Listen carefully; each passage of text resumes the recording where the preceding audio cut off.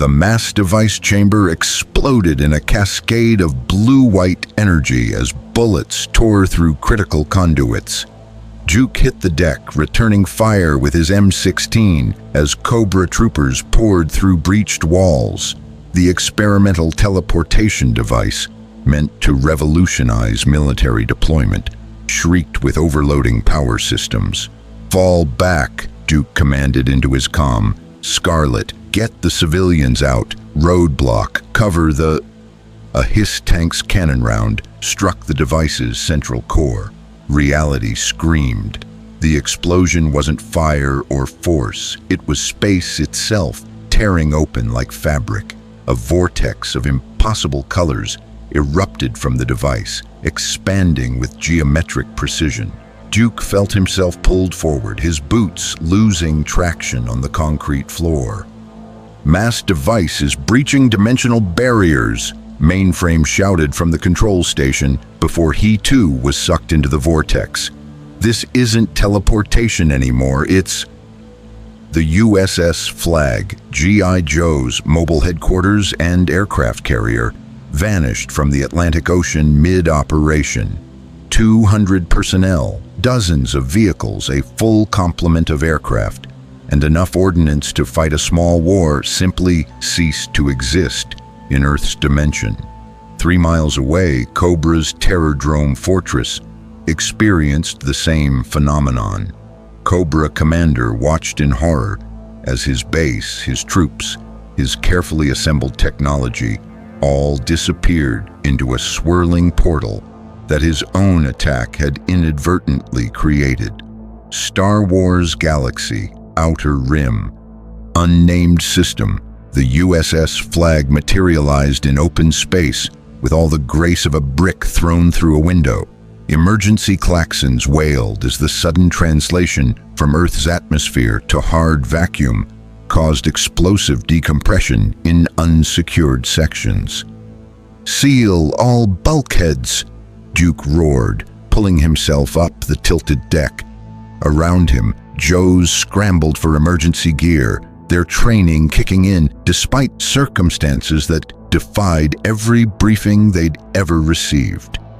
"Damage report. Where the hell are we?" "Sir, you're not going to believe this," Mainframe said from the emergency bridge station, his fingers flying across keyboards that were somehow still operational. "GPS is non-functional. Satellite uplinks, dead. Radio signals from Earth, nothing, but we're receiving something else. Encrypted military transmissions in languages I don't recognize. And sir," he pulled up external cameras, "we're in space, real space, with stars that aren't in any Earth catalog." The view screen showed a vista that shouldn't exist, a massive ringed planet, 3 moons, and a debris field that suggested recent combat. Wreckage drifted past the flag's hull, twisted metal-bearing symbols in alien script. "Impossible," Duke muttered. "Duke, we've got company!" Scarlet's voice cracked over the comm. "Multiple bogies inbound, Vector 273. They're not any aircraft I recognize. They're spacecraft. Real, honest-to-God spaceships, and they're locking weapons on us." Through the view screen, they appeared. A wedge-shaped vessel that dwarfed the flag, painted in imperial gray, bristling with weapons batteries. A star destroyer, though the Joes had no frame of reference for what that meant. "All hands to battle stations," Duke commanded. "Launch all aircraft, pilots to the..."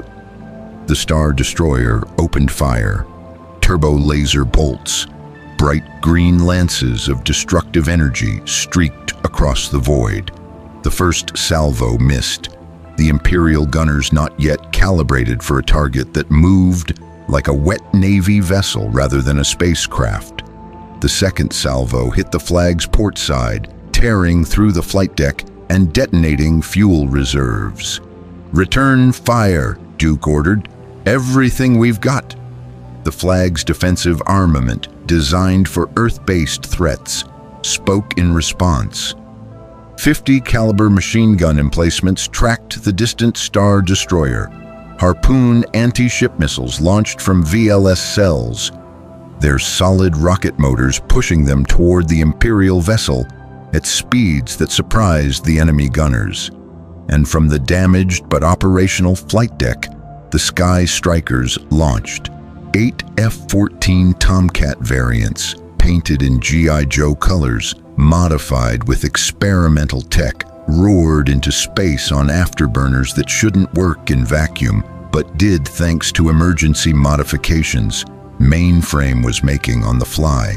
Ace and his fellow pilots found themselves in their first space combat engagement with exactly 0 training for it. This is Ace to all birds. Weapons free, engage at will, and somebody please tell me this is a really vivid hallucination. The Sky Strikers banked through space using RCS thrusters that had been installed for high-altitude maneuvering against TIE fighters, which began launching from the Star Destroyer in swarms. They should have been hopelessly outmatched. Should have been. "TIE fighter on your 6, Ace," Slipstream called out. "I see him, braking left." Ace threw his striker into a maneuver that would have been impossible in atmosphere, but worked perfectly in the frictionless void. The TIE fighter pilot, accustomed to opponents who fought like spacecraft, watched in confusion as the striker pulled a flat spin that kept its nose pointed at the enemy while traveling perpendicular to its orientation. Ace's thumb mashed the trigger. Sidewinder missiles and 20mm cannon fire converged on the TIE at point-blank range. The Imperial fighter exploded spectacularly, its solar panels tumbling away in separate directions. "Splash 1 bogey," Ace whooped. "These things don't have shields. They're made of tissue paper compared to what we're used to." But there were dozens more. The Imperial pilots might have been surprised by Earth tactics, but they adapted quickly. TIE fighters swarmed the Sky Strikers in numbers that would have overwhelmed any Earth squadron. Then the Cobra Terrordrome materialized 200 kilometers away. The Cobra fortress appeared in a flash of dimensional energy, its weapons already hot from the firefight with G.I. Joe moments before. Cobra Commander stood in his command center, his mirror mask reflecting the impossible view of space outside. "Where are we?" he shrieked at his cowering technicians. "What have you idiots done?" "Commander, we're detecting massive energy signatures," a Televiper reported, his voice shaking. "2 large vessels. One appears to be the G.I. Joe's carrier. The other... Commander, it's attacking them, and it's massive." "Show me." The view screen displayed the unfolding battle. The USS Flag trading fire with a Star Destroyer, while fighters dogfought in the space between. Cobra Commander's mind, twisted but brilliant, processed the situation in seconds. Unknown galaxy, unknown enemies, but enemies attacking G.I. Joe, which made them potentially useful. "Deploy all aircraft," he ordered. "Target the G.I. Joe forces. This is our opportunity to destroy them once and for all." "But Commander," Destro's cultured voice interjected as he strode onto the bridge, his metal mask gleaming. "We have no intelligence about this new threat. Perhaps discretion would be..." "Destro, when I want your opinion, I'll order you to give it. Deploy the Rattlers. Deploy the Fang helicopters. Destroy the Joes while this unknown force has them occupied." Destro's expression behind his mask was unreadable, but he bowed slightly. "As you command." He activated his own comm channel. "Storm Shadow, prepare for deployment. We have targets." On the Terrordrome's deployment deck, Storm Shadow checked his weapons with practiced efficiency. His white ninja uniform stood out starkly against the military grays and blacks of Cobra's regular forces. Twin katanas rested on his back, throwing stars lined his belt, and in his mind, centuries of training focused into diamond-hard purpose. Somewhere on that distant carrier was Snake Eyes.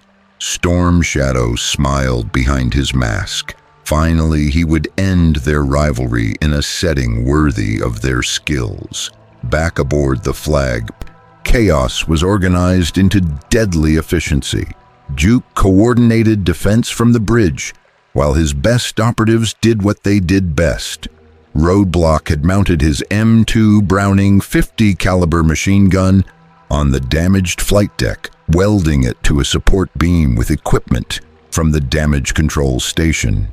The massive weapon, normally crew-served, he operated alone, his incredible strength making it possible.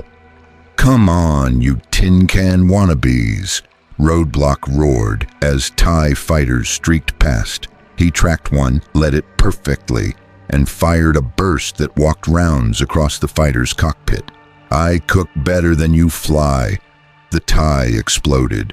Roadblock was already tracking another target, his poetry-reciting habit emerging even in combat. "Roses are red, violets are blue. I've got a 50 cal and it's pointed at you." Another TIE died. On the hull itself, using magnetic boots from the Flag's emergency spacewalk equipment, Gung Ho led a team placing proximity charges. If these space bastards want our carrier, they gotta come close to take it, and when they do, he armed another charge. They're gonna have a bad day, yeah. Inside the ship, Scarlet coordinated damage control with the efficiency of someone who'd trained for every disaster except dimensional displacement. Team 3, seal that breached section. Team 5, get fire suppression working in the hangar. And somebody get me a status report on whether our missiles are even designed to work in space. "They're working," Mainframe shouted back. "I don't know how, but they're working. Maybe the mass device altered our equipment's physics, or—" "Don't care about the how," Scarlet interrupted. "Just keep them working." Duke watched the tactical display with growing concern. The Star Destroyer wasn't pressing its advantage. It was holding back, as if studying them. And now sensors showed another group of aircraft launching from a different direction. "Cobra," he said flatly, recognizing the signatures even if they were filtered through alien space. "Of course they're here. Scarlet, tell our pilots they've got incoming from 270. Copy that? Ace, you've got rattlers inbound along with whatever the hell those Imperial fighters are called." "Acknowledged," Ace replied tersely. His striker had taken damage from a glancing TIE laser hit, but he was still flying. "All birds, we've got Cobra joining the party, weapons free on red and blue bandits. Stay frosty." The space around the USS Flag became a three-dimensional battlefield, unlike anything Earth had ever seen. G.I. Joe aircraft, designed for atmospheric combat, weaved between Cobra Rattlers and Imperial TIE fighters, each faction trying to kill the others while avoiding the Flag's defensive fire and the Star Destroyer's increasingly accurate turbo laser batteries. And through it all, one small craft approached the Flag with supernatural stealth. Snake Eyes piloted the Dragonfly helicopter with the same silent efficiency he brought to everything.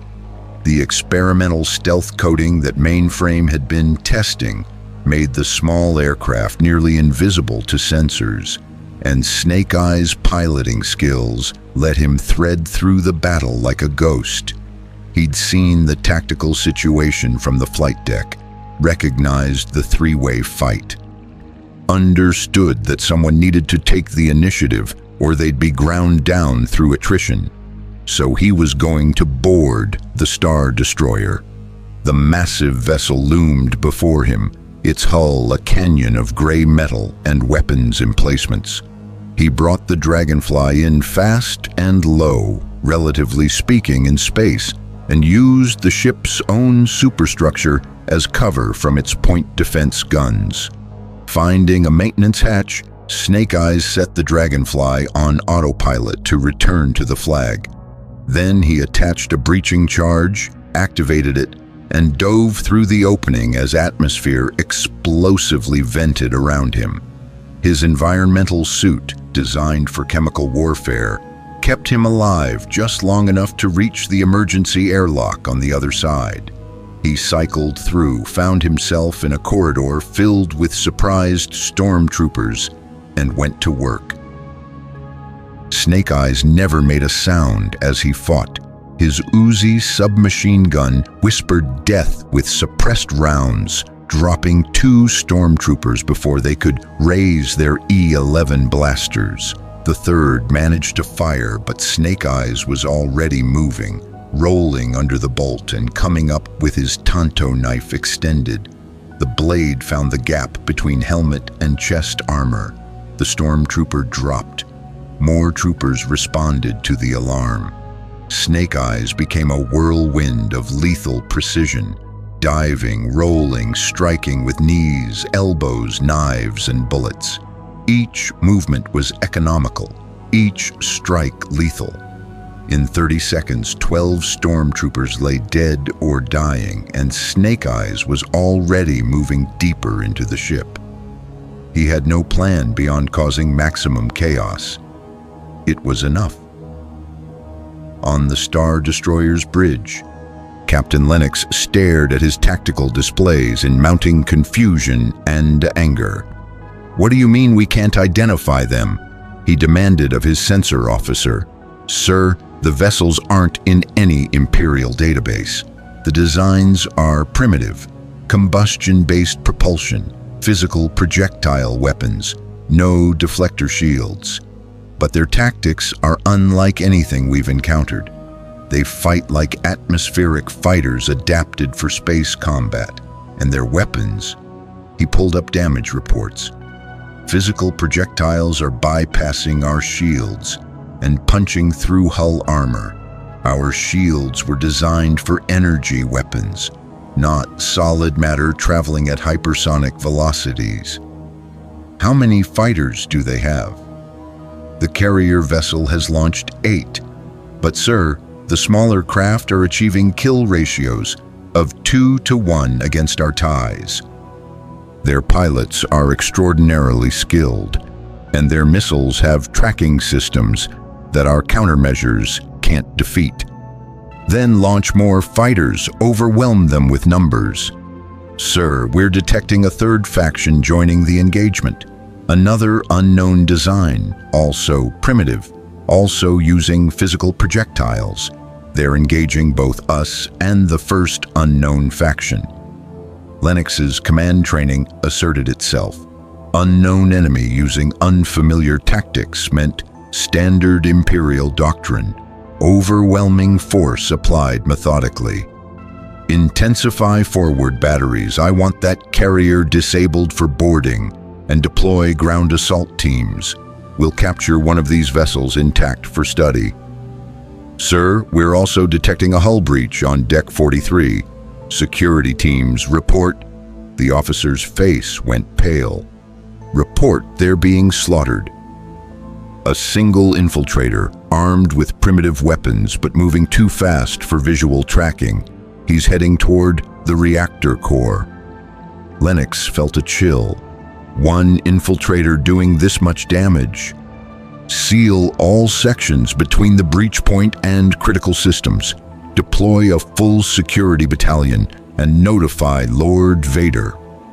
Elsewhere in the ship, in a meditation chamber surrounded by absolute darkness, Darth Vader's eyes snapped open behind his mask. He'd felt it through the Force, a presence that shouldn't exist.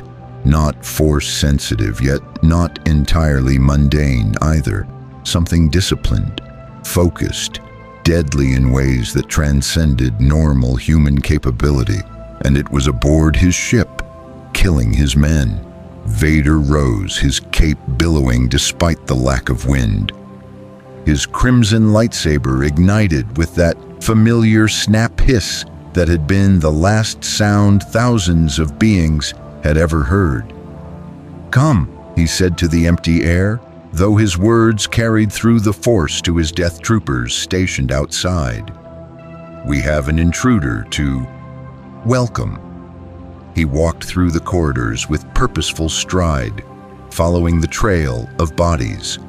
Both stormtroopers and the occasional naval officer who'd gotten in the infiltrators' way.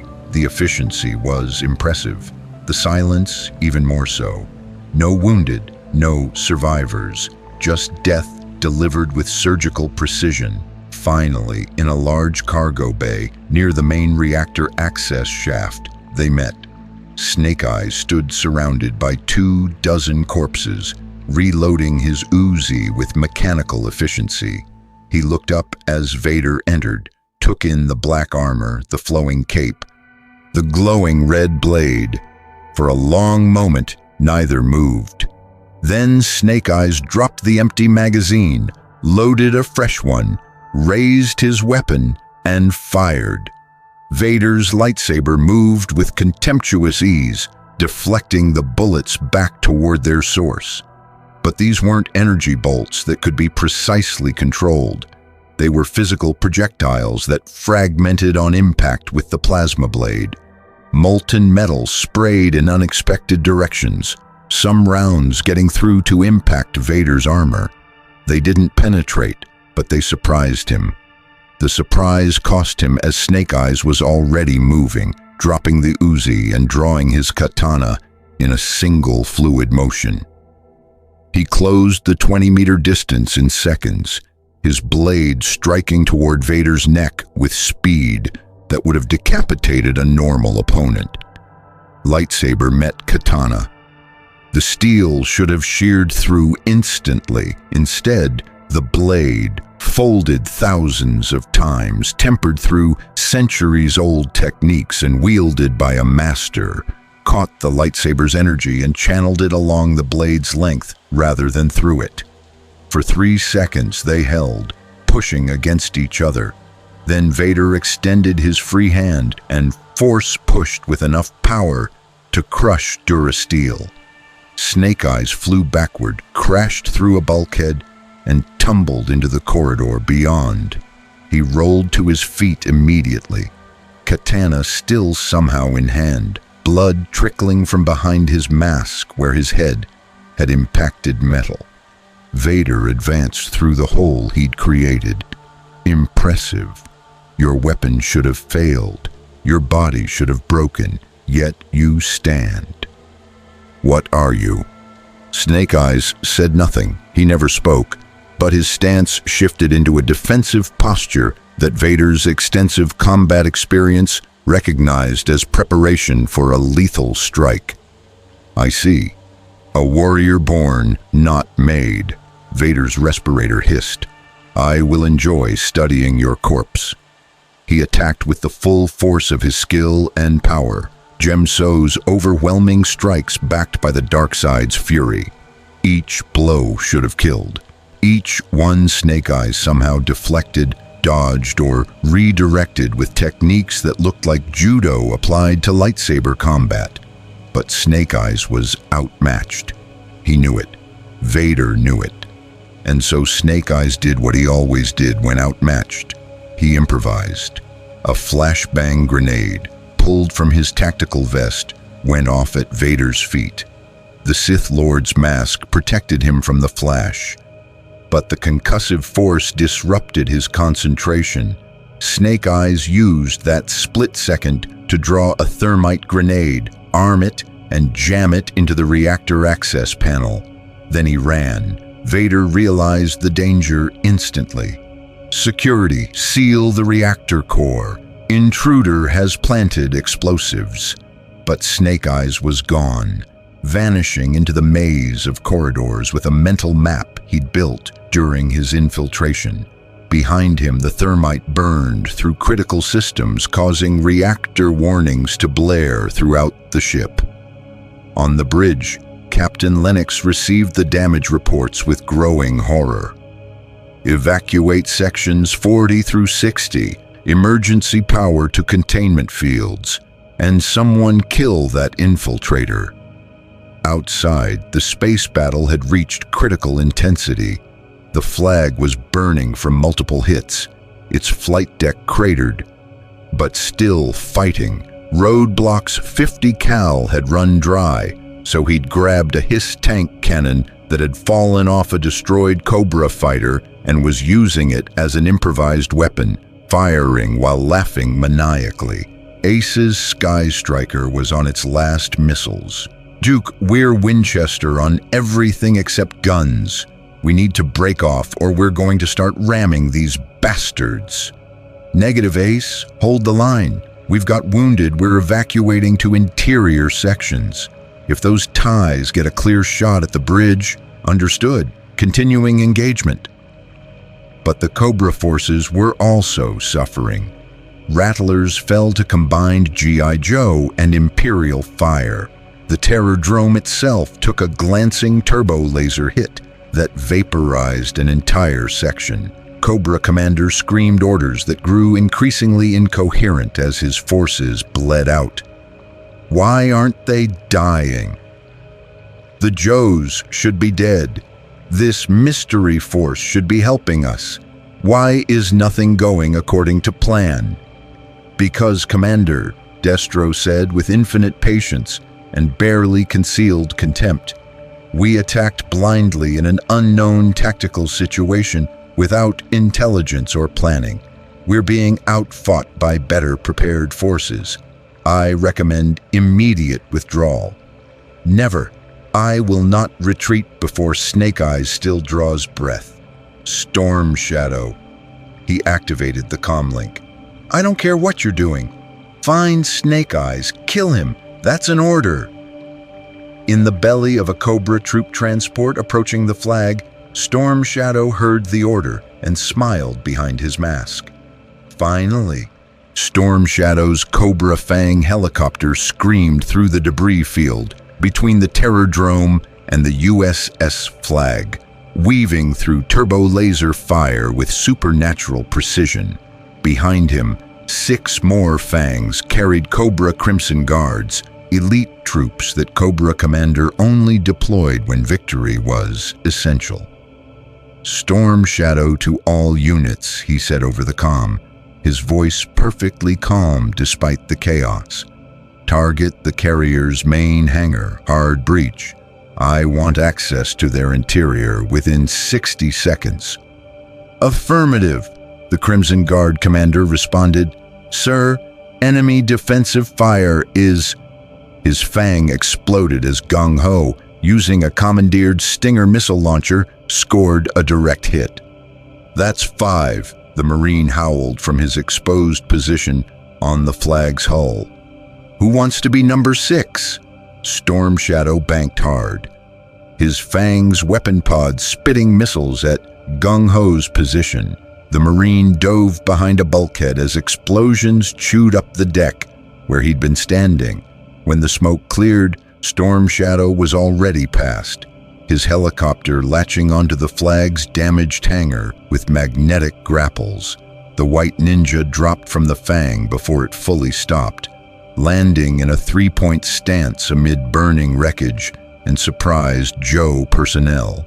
2 mechanics reaching for sidearms died before their hands touched grips, shuriken through their throats, delivered with casual precision. Cobra forces, breach, breach, breach, a voice shouted over external speakers. Storm Shadow ignored the noise. The Crimson Guards could handle the conventional assault. He was here for one person. He'd felt it the moment he arrived in this strange galaxy, a connection he'd never been able to explain, forged in training under the Hard Master, tempered through years of brotherhood and betrayal. Snake Eyes was here, somewhere on this burning ship, and they would finally end what had begun so long ago. USS Flag, Command Bridge. Sir, we've got Cobra breach teams in the hangar, Scarlet reported, her fingers flying across tactical displays. Shipwreck's team is responding, but they're being pinned down by superior numbers. Duke slammed his fist on the console. How many breaches? 3 confirmed. Hangar, port side hull near the armory, and engineering. They're going for our critical systems. Gung-ho, roadblock, get to engineering. I don't care if you have to throw Cobra troops into space with your bare hands. Keep them away from our power systems. Duke activated another channel. Shipwreck status. Little busy here, Duke. Shipwreck's voice came back with sounds of gunfire in the background. Polly the parrot screeched loudly. We got Crimson Guards, the actual elite troops, not the regular Cobra mooks, and they fight like they've got something to prove. Hold them, we're sending reinforcements. Duke turned to Scarlet. Where's Snake Eyes? Still aboard the enemy capital ship.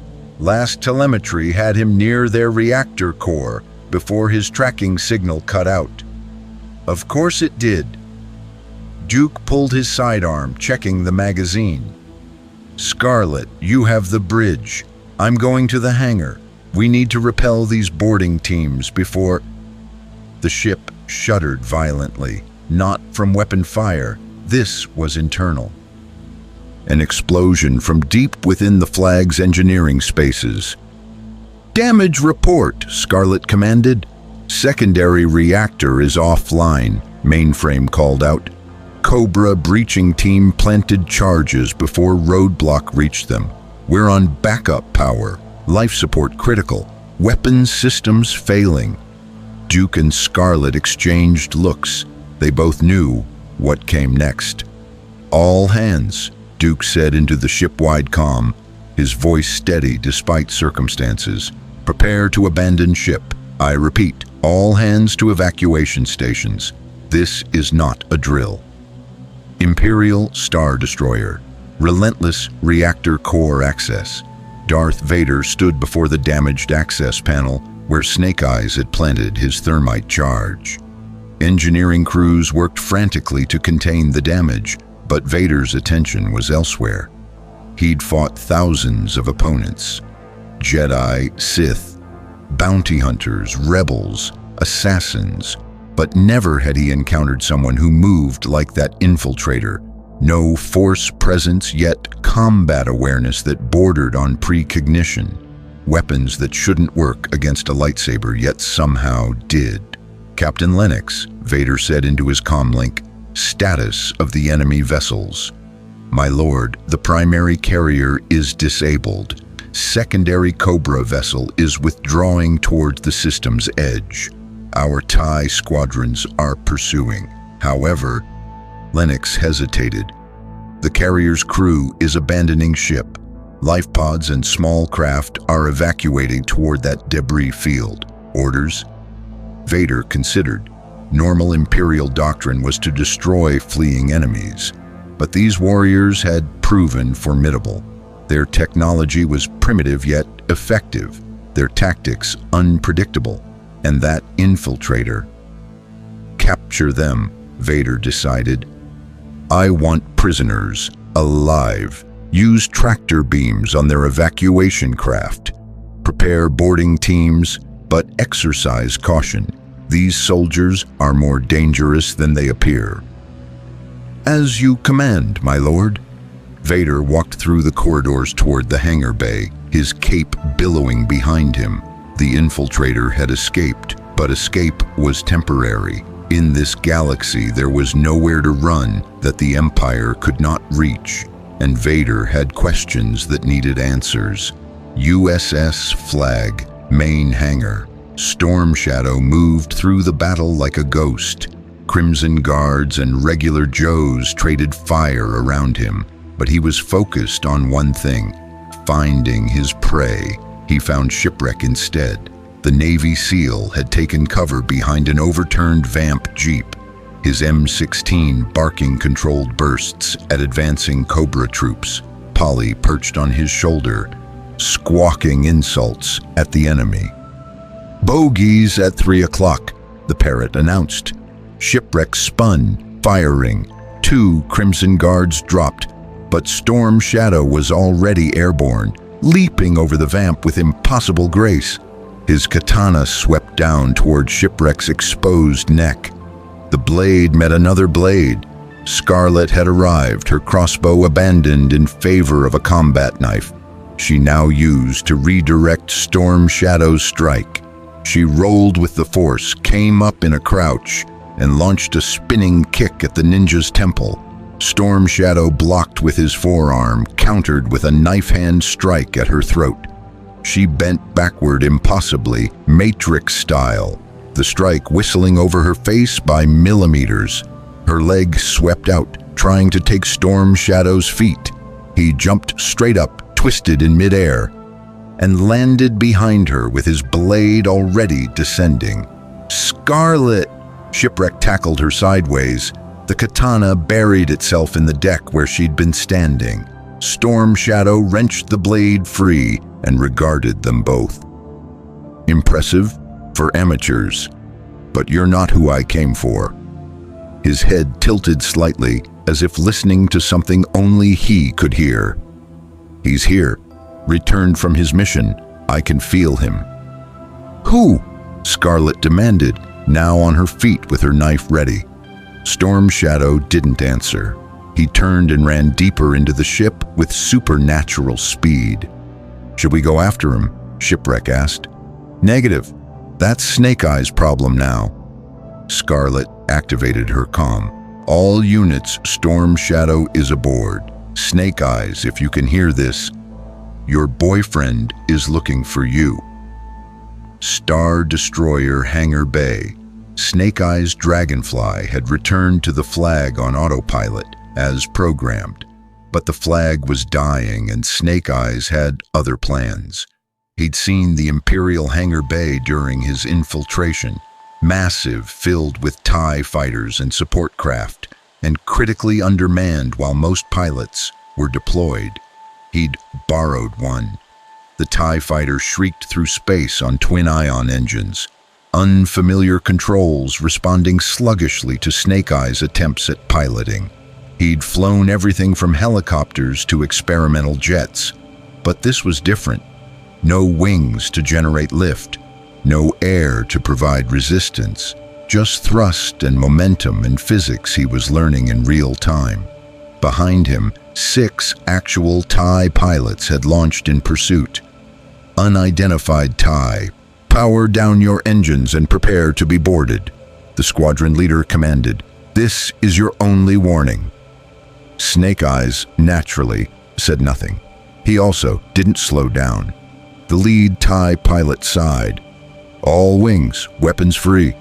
Disable his engines if possible. Destroy if necessary." Green laser fire converged on Snake Eyes' position. He'd never played this particular video game, but the skills translated: anticipate, evade, counterattack.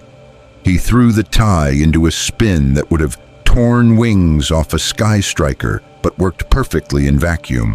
Return fire.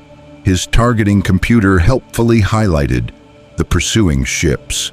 Snake Eyes squeezed the triggers. Twin laser cannons spoke. The lead TIE's cockpit exploded. "He actually hit me," were the pilot's last words. Snake Eyes was already engaging the next target. His stolen TIE weaving through enemy fire with increasing confidence. 2 more Imperial pilots died before they realized they weren't fighting an amateur stealing a joyride. They were fighting someone who adapted to new weapons faster than they could adjust tactics. The remaining 3 TIEs broke formation, trying to flank. Snake Eyes did something they didn't expect. He flew directly at the flag's debris field, using the burning wreckage as cover and obstacles. The Imperial pilots followed right into the trap. Roadblock had climbed onto a floating piece of hull plating, his appropriated hiss cannon mag-locked to the metal. He'd been waiting for targets. "Ding, ding, ding," he called out as his cannon roared. "Poetry in motion. The TIE's going down. Roadblock's the man with the biggest gun in town." One TIE evaporated. Another took a glancing hit that sent it spinning into a debris chunk. The third tried to escape but flew directly into Snake Eyes' line of fire. Silence fell over that section of space. Then Snake Eyes' TIE turned toward the Terrordrome. Cobra Terrordrome, Command Center. "Commander, we have a problem," a Televiper announced, his voice approaching panic. "That stolen TIE, it's not heading back to its carrier. It's heading toward us." Cobra Commander watched the tactical display. One TIE fighter approaching at attack speed, its weapons hot. "It's a single fighter. Shoot it down, you incompetent fools." "Sir, we've lost most of our defensive batteries during the engagement, and that pilot..." The Televiper pulled up combat footage. "Commander, that's Snake Eyes. It has to be. No one else flies like that." Cobra Commander's scream was inarticulate rage and fear combined. Snake Eyes. Always Snake Eyes. No matter where they went, no matter what advantage Cobra gained, Snake Eyes would appear and ruin everything. "Deploy all remaining aircraft. I want him dead, dead." 3 Rattlers launched to intercept. Snake Eyes destroyed them in 30 seconds. 2 more, 15 seconds. Then Snake Eyes was on them, his TIE fighter strafing the Terrordrome's command tower with sustained laser fire. The building's armor held, but viewports shattered, equipment exploded, and Cobra personnel dove for cover as green death carved through their fortress. Destro watched from his safe position behind the command throne. "Commander, we must withdraw. The Terrordrome cannot survive sustained assault from both the Imperial forces and a lone madman with a death wish. I will not run from Snake Eyes. Then you'll die to him. Again." Destro pressed a button on his armor. "All Cobra forces, withdraw to designated emergency coordinates. Prepare for emergency mass device activation." "You can't override my commands," Cobra Commander shrieked. "I just did." Destro's metal mask turned toward the commander. "You may lead Cobra through charisma and terror, but I lead through pragmatism. We lost this engagement. We retreat, rebuild, and prepare for the next battle. That is how wars are won." The Terrordrome's emergency systems activated. Hidden mass device components, Destro's contingency plan, began cycling power. Within seconds, the entire fortress would teleport to a pre-programmed location in this galaxy, assuming the technology worked the same way here as it had on Earth. "Storm Shadow is still aboard the enemy carrier," a Televiper reported. "Then he'll have to find his own way back," Destro said coldly, activating in 3, 2, 1. The Terrordrome vanished in a flash of blue-white energy, leaving Snake Eyes' TIE fighter circling empty space.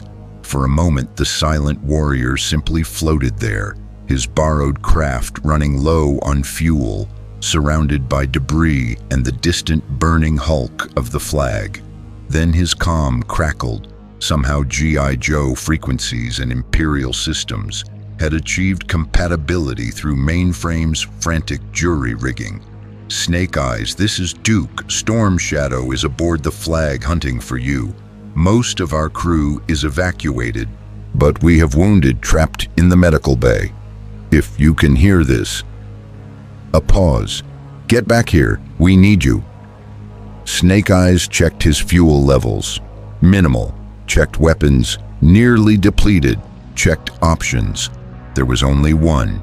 He turned the TIE fighter back toward the dying flag and pushed the engines to maximum.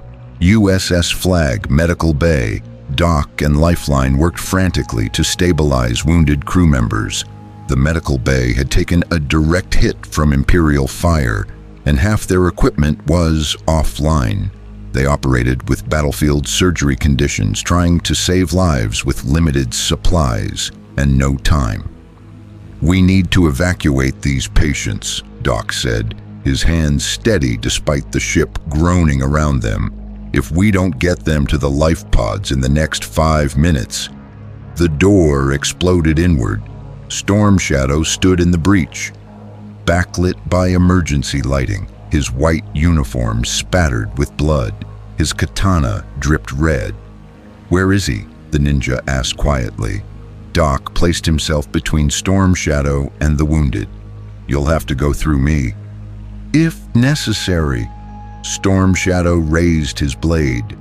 Then the floor beneath him exploded upward. Snake Eyes crashed through from the deck below, propelled by demolition charges he'd used to breach hull plating.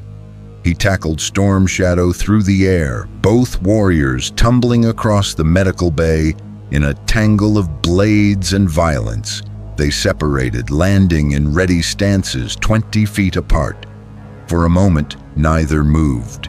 Years of history passed between them in seconds, training together, fighting together, the hard master's death that had torn them apart, endless battles across Earth's globe, and now here in an alien galaxy.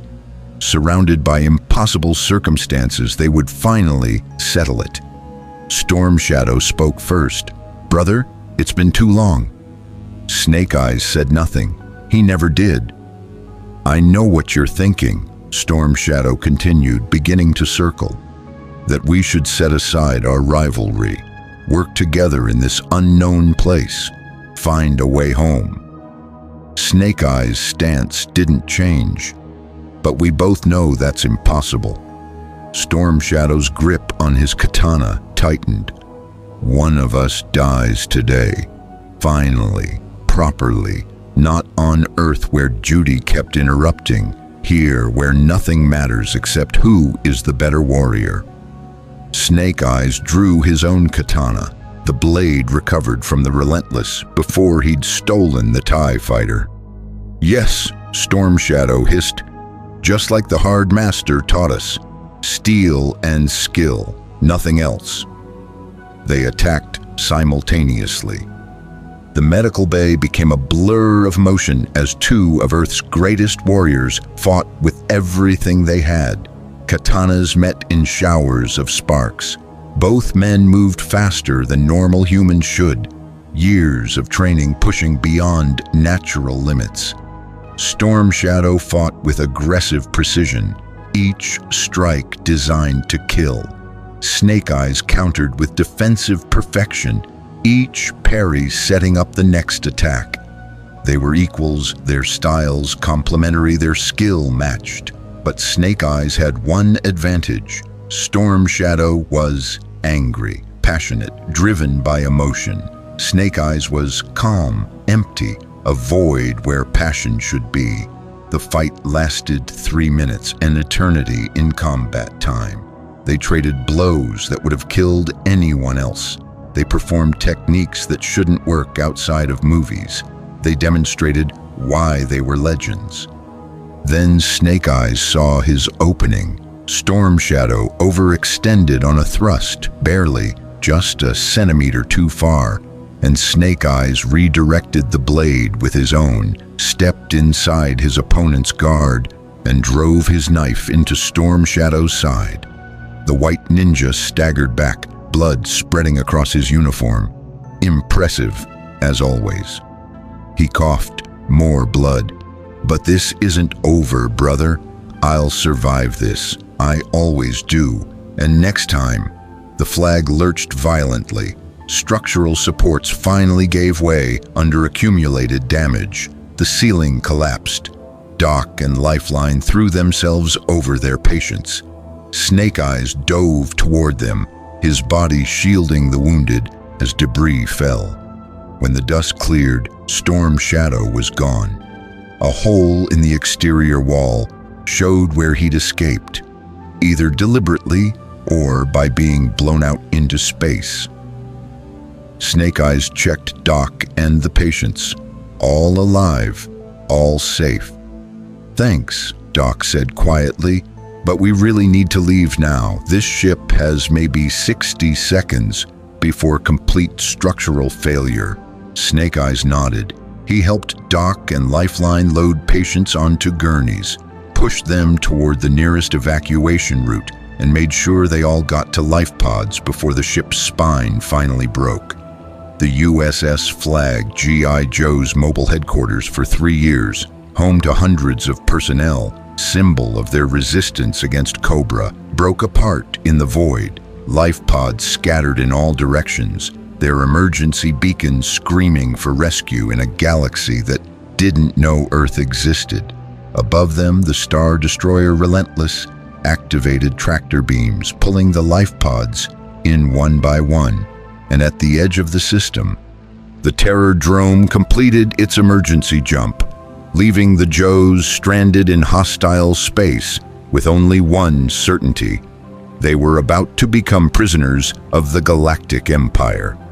And Darth Vader had questions he very much wanted answered. Imperial Star Destroyer Relentless. Detention level. Duke woke up in a cell that was uncomfortably familiar despite being utterly alien. Gray walls, force fields instead of bars, armed guards in white armor patrolling outside. He'd been in enemy prisons before. Cobra detention facilities, hostile nation stockades, terrorist compounds. This was just another mission gone sideways, except this time, the enemy was a galactic empire, and home was literally in another dimension. "You're awake. Good." Scarlett's voice came from the adjacent cell. "They separated us by cell, but kept us in the same block. I count 23 confirmed Joes in detention. Mainframe estimates we lost 47 personnel when the Flag broke apart." Duke closed his eyes. 47 people. Good soldiers. His responsibility. Roadblock? 3 cells down. He's already challenged the guards to an arm wrestling match. They ignored him. Gung-ho? Across the corridor. He tried to escape twice during transport. They stunned him. He's awake now and planning attempt 3. Of course he is. Duke assessed his situation. No weapons, no equipment, prison jumpsuit that was clearly not sized for human proportions. But he was alive. His team was mostly intact. And as long as you were alive, you could fight. Scarlet, analyze everything. Guards' patrol patterns, cell mechanisms, environmental systems. We're getting out of here. Copy that. But Duke, her voice lowered, we have a bigger problem. They're interrogating us one by one. Mainframe went first. He's been gone 3 hours. Interrogation chamber 7. Mainframe sat strapped to a chair that was far too comfortable to be reassuring. Around him, holographic displays showed information in languages he couldn't read. Imperial officers moved with efficient purpose, and in the center of it all stood a figure in black armor, whose very presence made Mainframe's primitive survival instincts scream. Darth Vader loomed over the restrained soldier like a mechanized god of death. "Your name," Vader demanded, his respirator adding mechanical menace to each word. Mainframe had been trained in resistance to interrogation. Name, rank, serial number, nothing else. But looking into Vader's mask, he felt something pressing against his mind. Not quite thought, not quite force, but definitely invasive. Blaine L. Parker, Corporal, U.S. Army, serial number irrelevant, Vader interrupted. I have no interest in your military designations. I want to know what you are, where you came from, how your technology functions. The pressure on Mainframe's mind increased. You will tell me. I will tell you, Mainframe gritted his teeth, to go to hell. Vader's hand extended. Mainframe suddenly couldn't breathe, not choking, just unable to draw air. His lungs burned, his vision tunneled. Defiance is admirable but futile. Vader released slightly. Your primitive vessels somehow held their own against Imperial Star Destroyers. Your fighters destroyed ties with inferior technology. Your weapons bypass our shields. And that infiltrator, the pressure increased again. That silent warrior who wounded me. Tell me about him. Can't tell what I don't know. Mainframe gasped. Vader released him fully. You're lying, but also truth-speaking. Interesting. You genuinely don't know the infiltrator's true identity. His mask turned to the attending officers. This one is useless. Return him. Bring me their commander. Detention block. They came for Duke 2 hours later. 6 stormtroopers, weapons ready, moving with the cautious respect of soldiers who'd heard what these prisoners could do. Stand away from the force field, the lead trooper commanded. You are being transferred to interrogation. Comply or be stunned. Duke stood. I'm coming peacefully. No need for the welcoming committee. You're the one who commanded the vessel that destroyed 19 TIE fighters and inflicted significant damage on this ship. Forgive us if we take precautions. They walked Duke through corridors that were simultaneously impressive and sterile. The ship was massive, easily 10 times the flag's displacement, but it felt empty, designed for intimidation rather than efficiency. Finally, they reached the interrogation chamber. The door opened. Darth Vader stood waiting. Duke had faced down terrorist leaders, dictators, and Cobra commanders' theatrical madness. But something about Vader was different. The man radiated menace like a star radiated heat, constant, overwhelming, unavoidable. I am Lord Vader, the dark figure said. You are the commander of the primitive forces that engaged Imperial vessels. You will tell me everything about your technology, your tactics, and your origin. Duke, First Sergeant, U.S. Army, and I'm afraid I'm not much of a talker. Then you will listen. Vader gestured and holographic displays activated. We have analyzed wreckage from your vessel. Your technology is centuries behind Imperial standards, yet you fought effectively. This suggests either exceptional skill or fundamental differences in your technological approach. Which is it? Duke said nothing. Your weapons fire physical projectiles rather than energy bolts. Primitive, yet effective against our shields, which are calibrated for energy absorption. Your fighters use chemical propulsion, absurd in space combat. Yet your pilots adapted to vacuum warfare within minutes. This is not normal. We're good at adapting. Evidently. Vader circled him like a predator. But there is more. That infiltrator who boarded my ship. He moved unlike any being I've encountered. No force presence, yet combat awareness that transcended normal perception. Who was he? A friend. His name. Snake Eyes. A designation, not a name. Why can he not be sensed through the Force? The what? Vader stopped circling.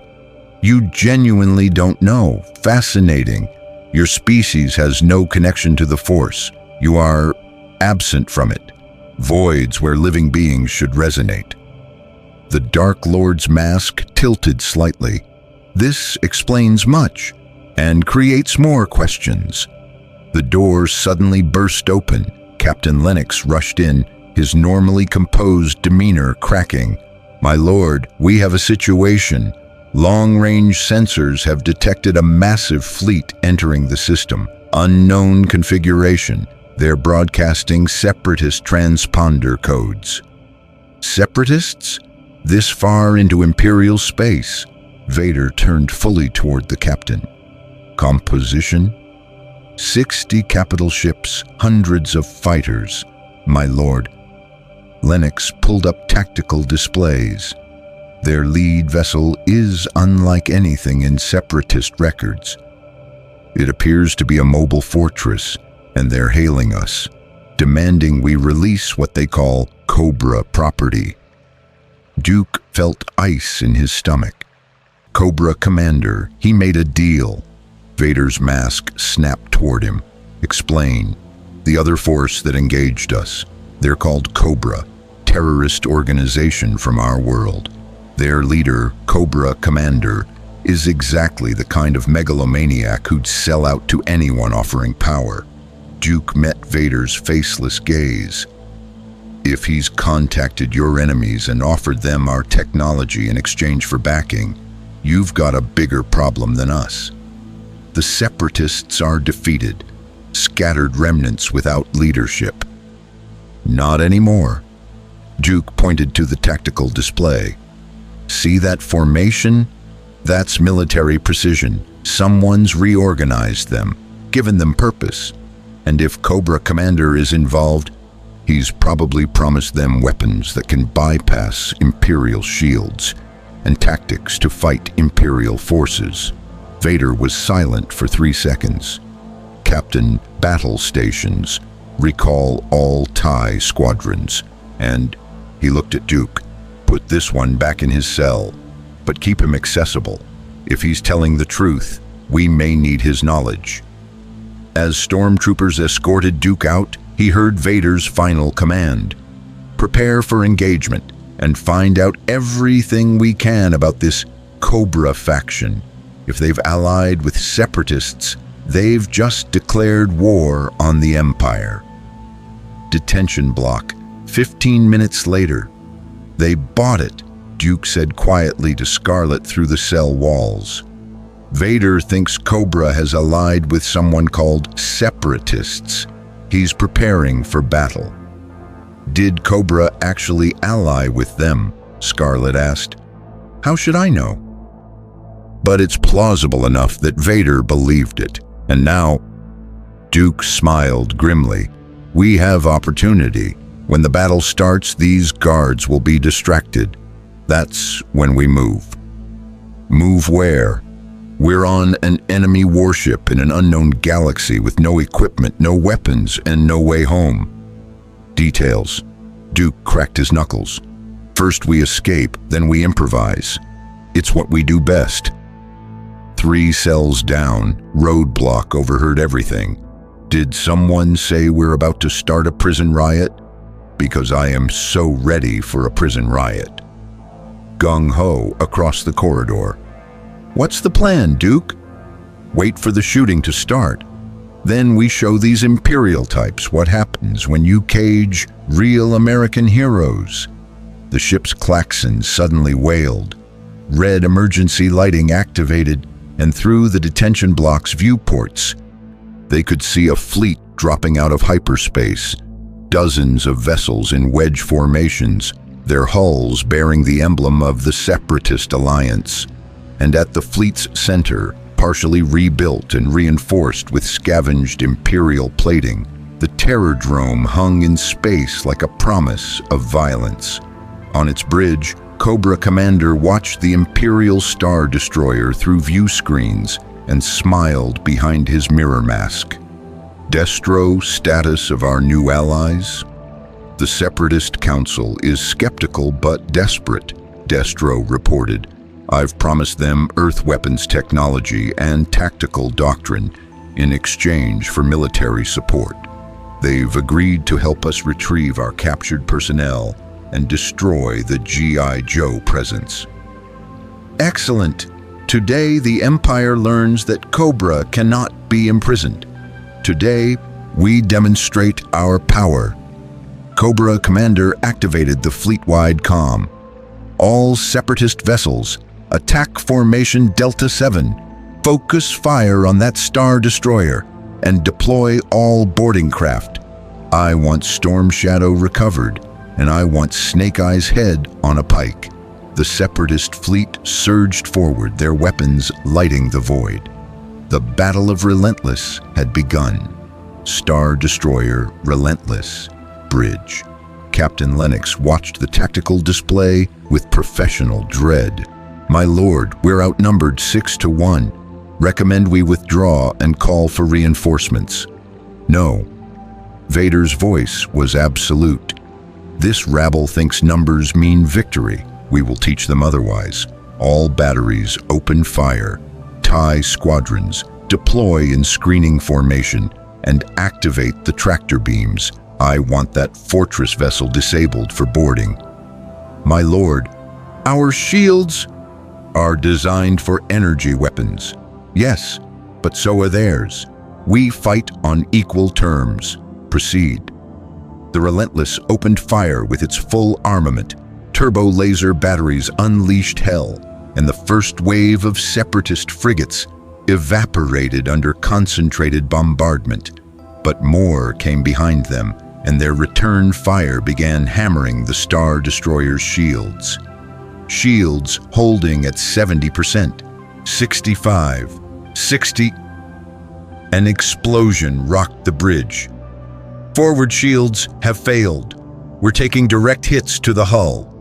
Vader watched with cold calculation. Intensify forward batteries, target their command ship. But the terror drone wasn't simply sitting back.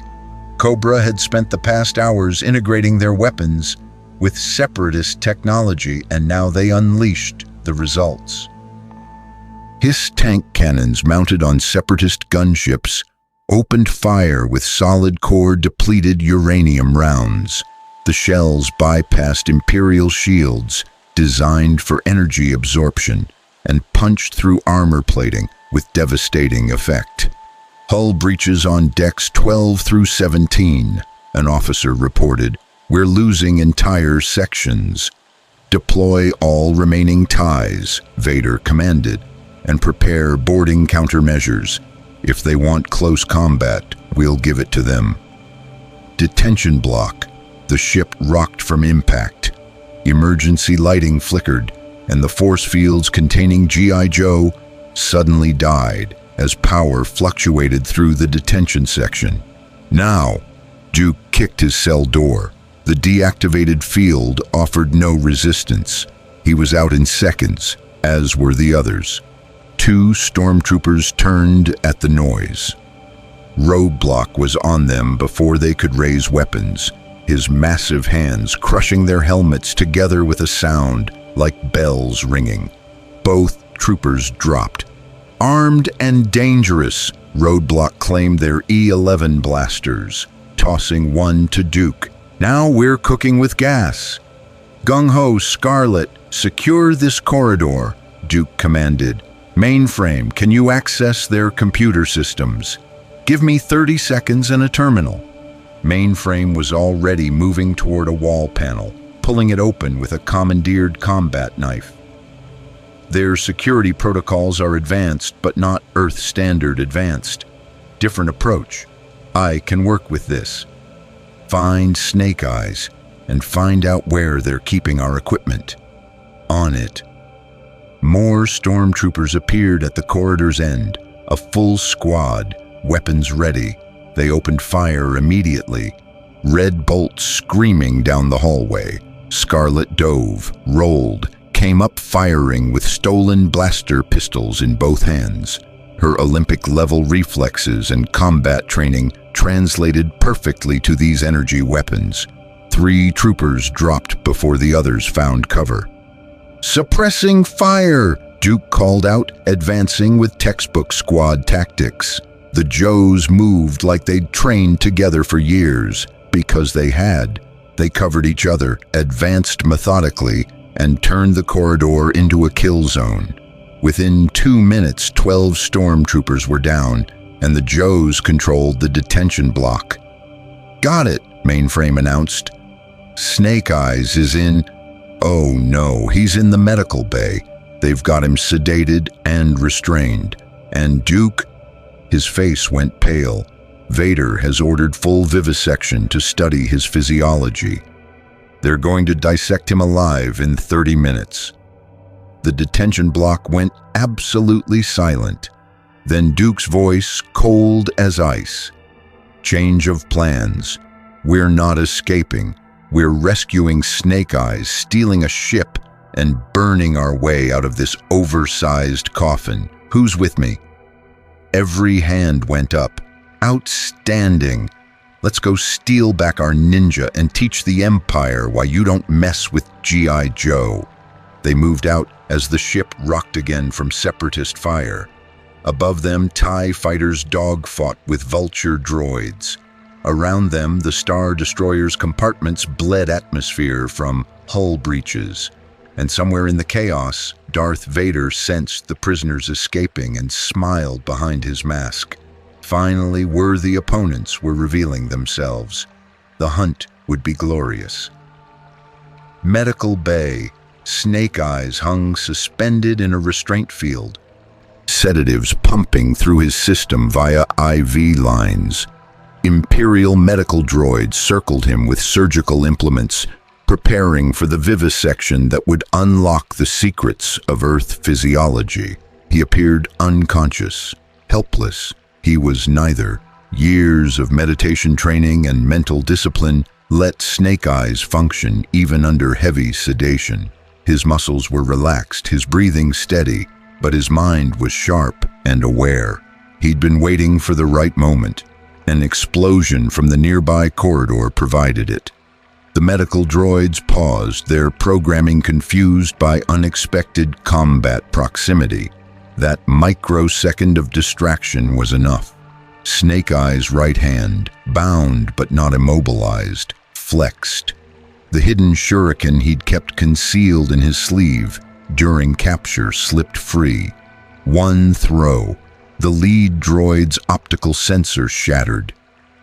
The restraint field generator was next. Another shuriken, perfectly thrown despite sedation and restraints, struck the control panel. Sparks flew. The field died. Snake Eyes dropped to the floor, pulled the IV lines out with calm efficiency, and was moving before the remaining droids could react. He grabbed a surgical laser from the nearest table and activated it. The medical tool wasn't designed as a weapon. It worked anyway.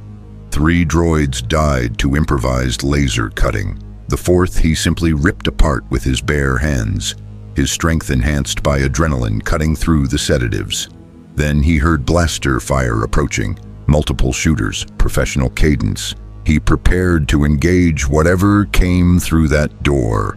Duke crashed through first, his stolen E-11 smoking. "Snake Eyes, thank God you're—" He stopped. "Did you just kill 4 medical droids while sedated and restrained?" Snake Eyes gave a small shrug. "Of course he had." "Right, stupid question." Duke tossed him a second blaster. "We're leaving, and we're taking this ship's complement of TIE fighters with us. You up for stealing some spacecraft?" Snake Eyes nodded once. "Then let's move. We've got about 5 minutes before Vader realizes we're not just escaping, we're counterattacking." The Joes ran through corridors that were rapidly becoming war zones. Separatist boarding pods had breached the Star Destroyer's hull in multiple locations, and now Cobra troops were fighting Imperial stormtroopers while the Joes fought both. It was beautiful chaos, and right in the middle of it, Duke saw an opportunity. "Mainframe, can you access their hangar control systems?" "Already on it." Mainframe had found a mobile terminal and was speed hacking Imperial security. Hangar Bay Theta 7 is minimally defended, most ties deployed. If we can reach it, we can steal our way off this ship and into the battle. Duke activated his commandeered comm. "All Joe units converge on Hangar Theta 7. We're commandeering Imperial fighters and joining this party on our terms." "Sir," Scarlet said carefully, "none of us except Snake Eyes and Ace have combat spaceflight experience." "Then it's time to learn, because we're not sitting in a cell while Cobra makes deals with space fascists. We're taking the fight to them." Roadblock laughed, a huge, booming sound. "Now that's what I'm talking about. Time to show these galaxy folks what Earth's finest can do." They ran toward the hangar, blasters firing, determination absolute. Behind them, Darth Vader felt their escape through the Force and made his own decision. Let them flee. Let them think they'd won. Then track them to wherever they went. Because Vader wanted answers, and he would have them, even if he had to tear this galaxy apart to get them. Hangar Bay Theta 7. Duke burst through the hangar doors with Roadblock and Gung Ho providing suppressing fire. The massive space was chaos. TIE fighters in various states of maintenance, fuel lines dangling from overhead gantries, and a skeleton crew of Imperial technicians scrambling for cover. "Secure the hangar," Duke commanded. "Mainframe, seal those blast doors. Scarlet, find us flyable craft." A squad of stormtroopers emerged from a side corridor. Gung Ho met them head-on with a battle roar, firing his stolen blaster while charging like a linebacker. 3 troopers went down before they could adjust to the sheer audacity of someone attacking them directly. "Nobody out-crazies a Marine," Gung Ho howled, clubbing another trooper with the butt of his rifle. Snake Eyes moved through the hangar like a ghost, his stolen blaster picking off targets with mechanical precision. No wasted movement, no missed shots, just death delivered with surgical efficiency. Within 90 seconds, the hangar was secured. "We've got 12 functional TIE fighters," Scarlet reported, checking the craft status displays. But only 3 pilots qualified for space combat: Snake Eyes, Ace, and Wild Bill. "Make it 6, Duke said. "I flew helicopters in the Rangers. Can't be that different." "It's extremely different, sir," Ace interjected, running his hands over a TIE's controls. "These things have no life support, no shields, and handle like a brick with ion engines, but," he grinned, "they're fast. Really fast. Then we load up the fastest flyers in 3 TIEs and transport the rest of the team in the others as passengers." Duke pointed to the larger TIE bombers in the corner. "Those look like they have crew compartments." "Cargo space for bombs," Mainframe corrected, pulling up schematics on a commandeered datapad. "But it'll fit 3 people if we squeeze." And Duke, his expression grew serious. "I've hacked into the Star Destroyer's tactical systems. The battle outside is turning into a meat grinder. Separatist fleet is getting torn apart, but they're inflicting massive damage through those Cobra-modified weapons. The Relentless has lost 40% combat effectiveness." "What about the Terror Drome?" "Still intact, protected by a screen of Separatist frigates. Cobra Commander is coordinating the battle from there, using Separatist forces as cannon fodder while preserving his own assets." "Classic Commander," Duke muttered, "always letting others die for his ambitions. What's our escape vector?" "That's the problem. Both fleets have the system locked down. We'd need to break through either Imperial or Separatist blockades to reach hyperspace distance." "Or," Roadblock suggested, hefting a proton bomb he'd found in the munitions rack, "we cause enough chaos that nobody notices us leaving." Duke smiled. "I like the way you think. Load those TIEs with every explosive we can carry. We're going to give both sides something to worry about besides us." Terror Drome, Command Center. Cobra Commander watched his view screens with mounting excitement. The Imperial Star Destroyer was burning from multiple hull breaches. Separatist boarding parties had fought their way to critical systems. Victory was within his grasp. "Destro, status of our retrieval teams?" "Storm Shadow has not responded to hails," Destro reported, his metal mask reflecting tactical displays. "He's either dead, captured, or operating independently. Cobra ground forces report heavy resistance from both Imperial troops and," he paused, "G.I. Joe personnel. Apparently, they've escaped custody and are currently engaging all parties. The Joes escaped? How? Because they're highly trained Special Forces operatives, Commander. What did you expect? Destro's tone carried barely concealed contempt. We should withdraw. We've inflicted significant damage. Further engagement risks our entire force for minimal gain. No. I will not retreat when victory is so close. Cobra Commander slammed his fist on the command console. Deploy the Stellar Stilettos. I want that Star Destroyer disabled and Snake Eyes brought to me in chains. The Stellar Stilettos are experimental craft, untested in combat. Then today we test them. Launch immediately.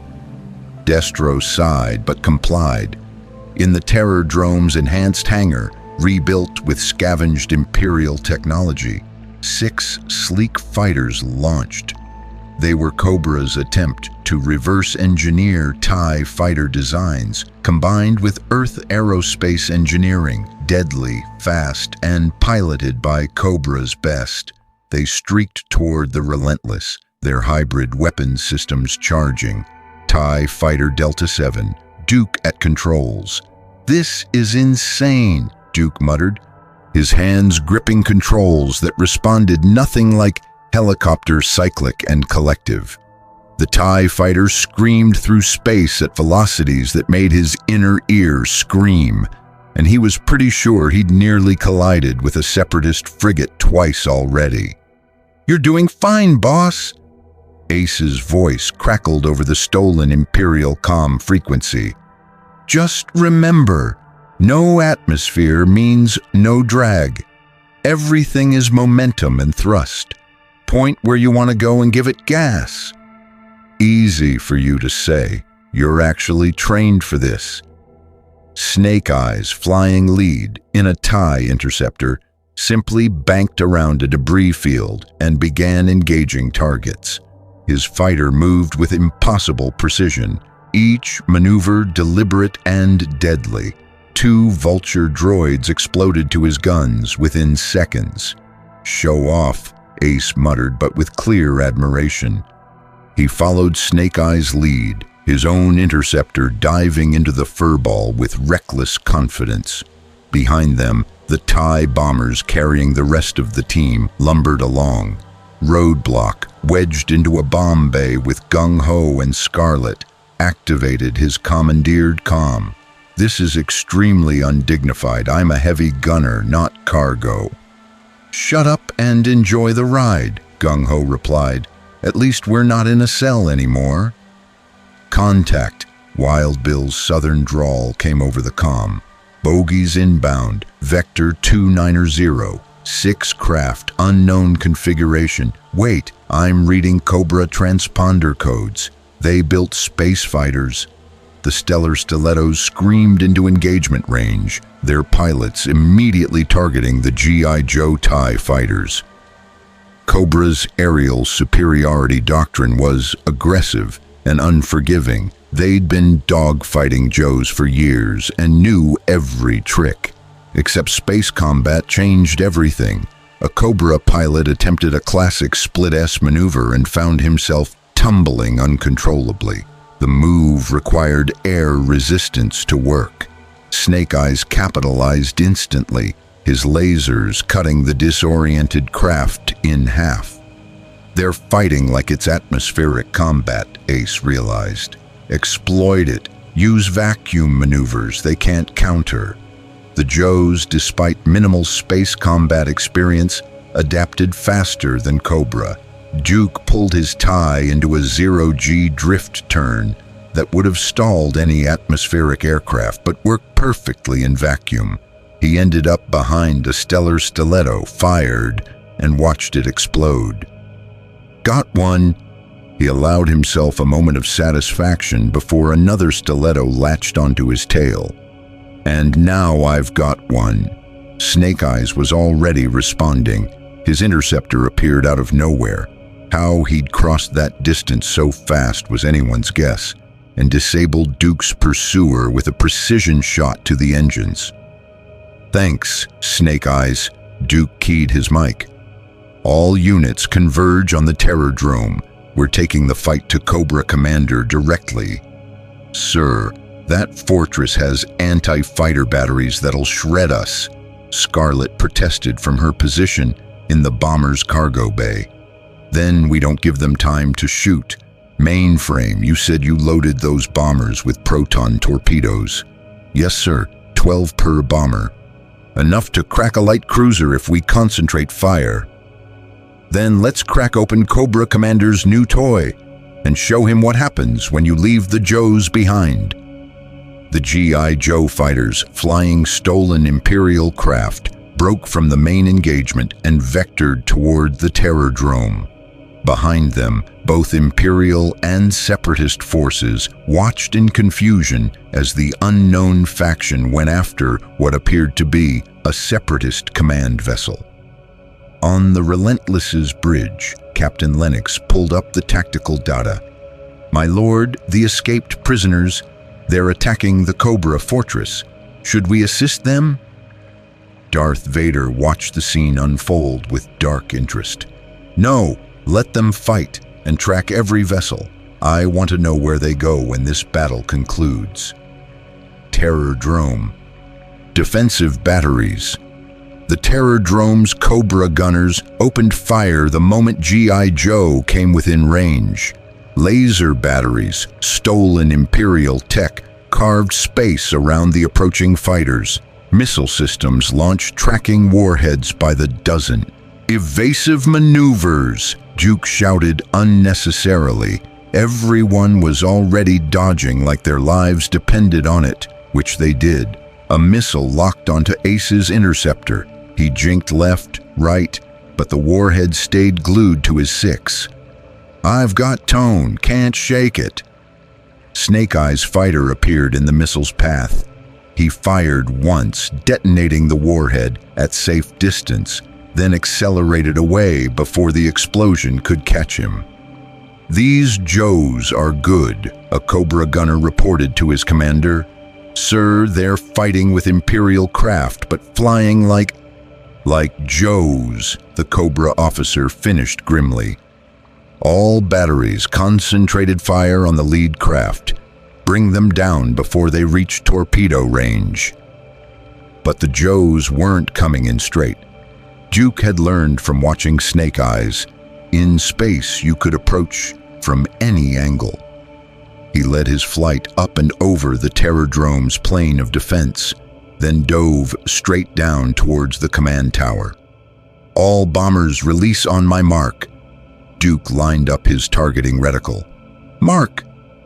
12 proton torpedoes launched simultaneously. The brilliant blue warheads streaked through defensive fire. 3 were intercepted, 2 more malfunctioned, but 7 impacted the Terrordrome's command section. The explosions were catastrophic.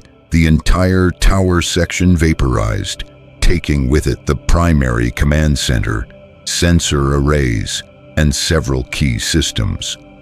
On the bridge, now exposed to vacuum after the tower's destruction, Cobra Commander screamed into his emergency suit's comm. I will destroy them. I will destroy every last Joe if it takes my entire life. Commander, we need to evacuate. Destro pulled the ranting leader toward emergency airlocks. The Terrordrome is crippled. We must withdraw to the Separatist flagship. Around them, the Separatist fleet was beginning its own withdrawal.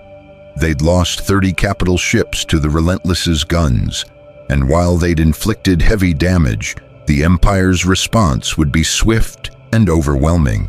This engagement was lost. All Cobra forces, emergency evacuation, Destro broadcast on all channels. Retreat to designated rally point Theta 9 or 7, move. Cobra personnel scrambled for escape pods and fighters. The Terrordrome, Cobra's mobile fortress, their home base, their symbol of power, was abandoned, left drifting and burning in the void. Duke watched it happen from his TIE's cockpit. We did it. We actually did it. We took down the Terrordrome. Don't celebrate yet, Mainframe warned. The Star Destroyer is launching fresh TIE squadrons, and they're heading our way. Time to leave, Ace agreed. Duke, any ideas on where we're going? That was the question, wasn't it? They were stranded in an unknown galaxy, their equipment destroyed, their carrier gone. No way home, no backup. Just a dozen soldiers and stolen fighters with nowhere to run. Then Scarlet's voice came over the comm. I've been monitoring the Imperial and Separatist communications. There's something called a rebel alliance, an insurgency fighting the Empire.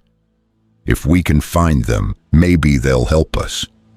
Or they'll shoot us as Imperial spies, Gung Ho countered. Do we have better options? No, Duke admitted. Mainframe, can you pull location data for this rebel alliance from the Star Destroyer's computers before we left? Already did. I've got coordinates for 3 suspected rebel base locations. Closest one is 2 jumps away. System designated Yavin, 4th moon. Then that's where we're going. Duke checked his fuel levels. Low, very low. Can these TIEs make a hyperspace jump? TIE fighters don't have hyperdrives, Ace reported. But TIE bombers do, barely, meant for one jump, close range. We'll need to huddle close and share navigational data. Do it. Everyone form up on the bombers. Snake Eyes, you're our fighter escort until we jump. Keep those Imperial TIEs off our backs for 30 seconds. Snake Eyes' acknowledgement was a single comm click. The G.I. Joe fighters formed a tight convoy, their stolen Imperial craft grouping around the 3 TIE bombers. Behind them, the battle between Imperial and Separatist forces continued. Both sides too battered to pursue effectively.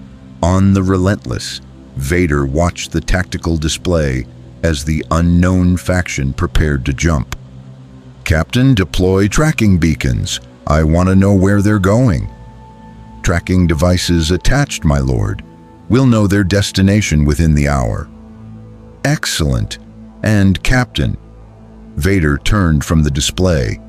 Prepare a message to Imperial Center. Tell them I require 3 Star Destroyers and ground assault forces. We're going hunting. Hyperspace. Aboard TIE Bomber 7. The jump to hyperspace was rough. TIE bombers weren't designed for comfort, and cramming 3 people into a bomb bay made it worse. Roadblock, Gung Ho, and Scarlet were wedged together in uncomfortable proximity as blue-white hyperspace tunnel surrounded their craft. How long? Roadblock asked. 6 hours to the first jump point. Mainframe's voice came through the comm. Then another 4 to Yavin. 10 hours crammed in a metal coffin. Wonderful. Could be worse, Gung Ho offered. We could be dead. Give it time, Scarlet muttered. We're flying stolen Imperial fighters to a rebel base that doesn't know we exist, hoping they don't shoot us on sight. What could go wrong? In the lead bomber's actual cockpit, Duke pondered the same question. They'd survived first contact with an alien empire, escaped imprisonment, destroyed the Terrordrome, and stolen a fleet of enemy spacecraft. But they were still stranded in another galaxy with no clear path home, and they'd made powerful enemies in both the Empire and Cobra. The war had followed them across dimensions, and somehow Duke suspected it was about to get much worse.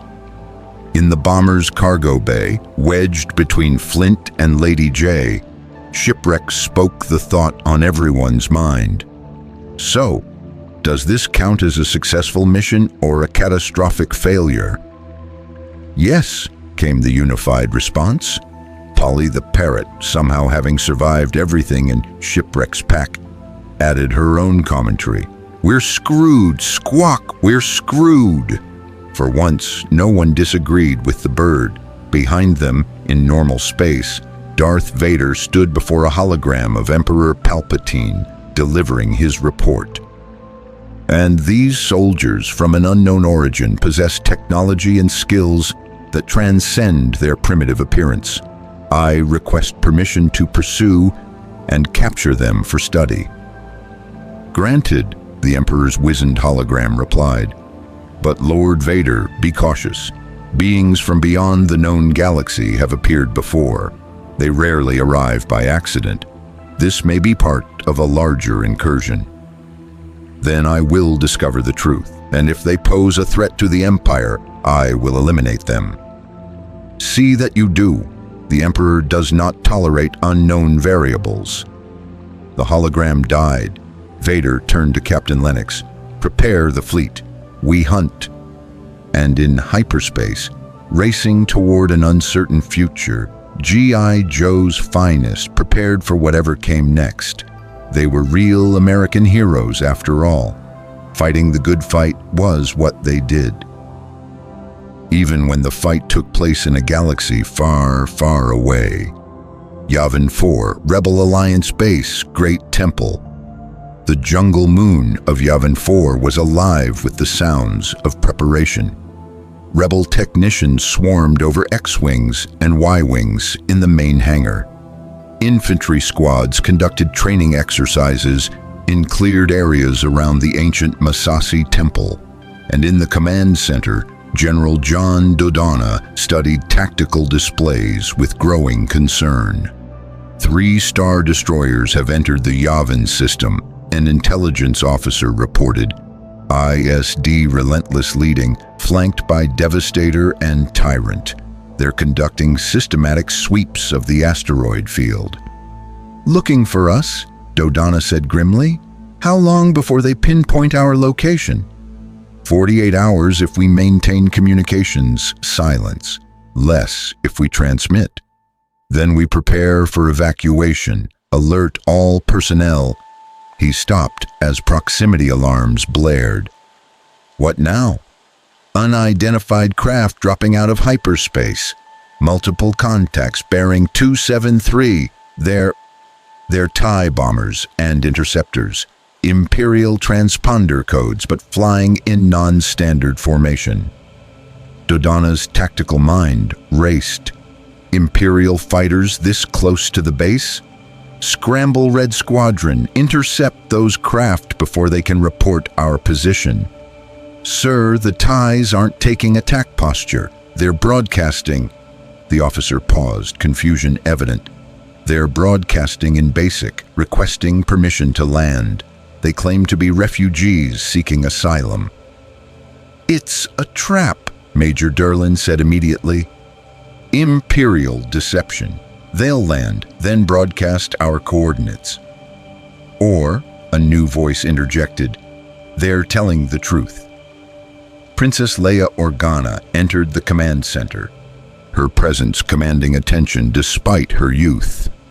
General, the Empire doesn't use subterfuge when overwhelming force works better, and 3 Star Destroyers in system means they're already looking for us. What would Imperial pilots gain by pretending to defect?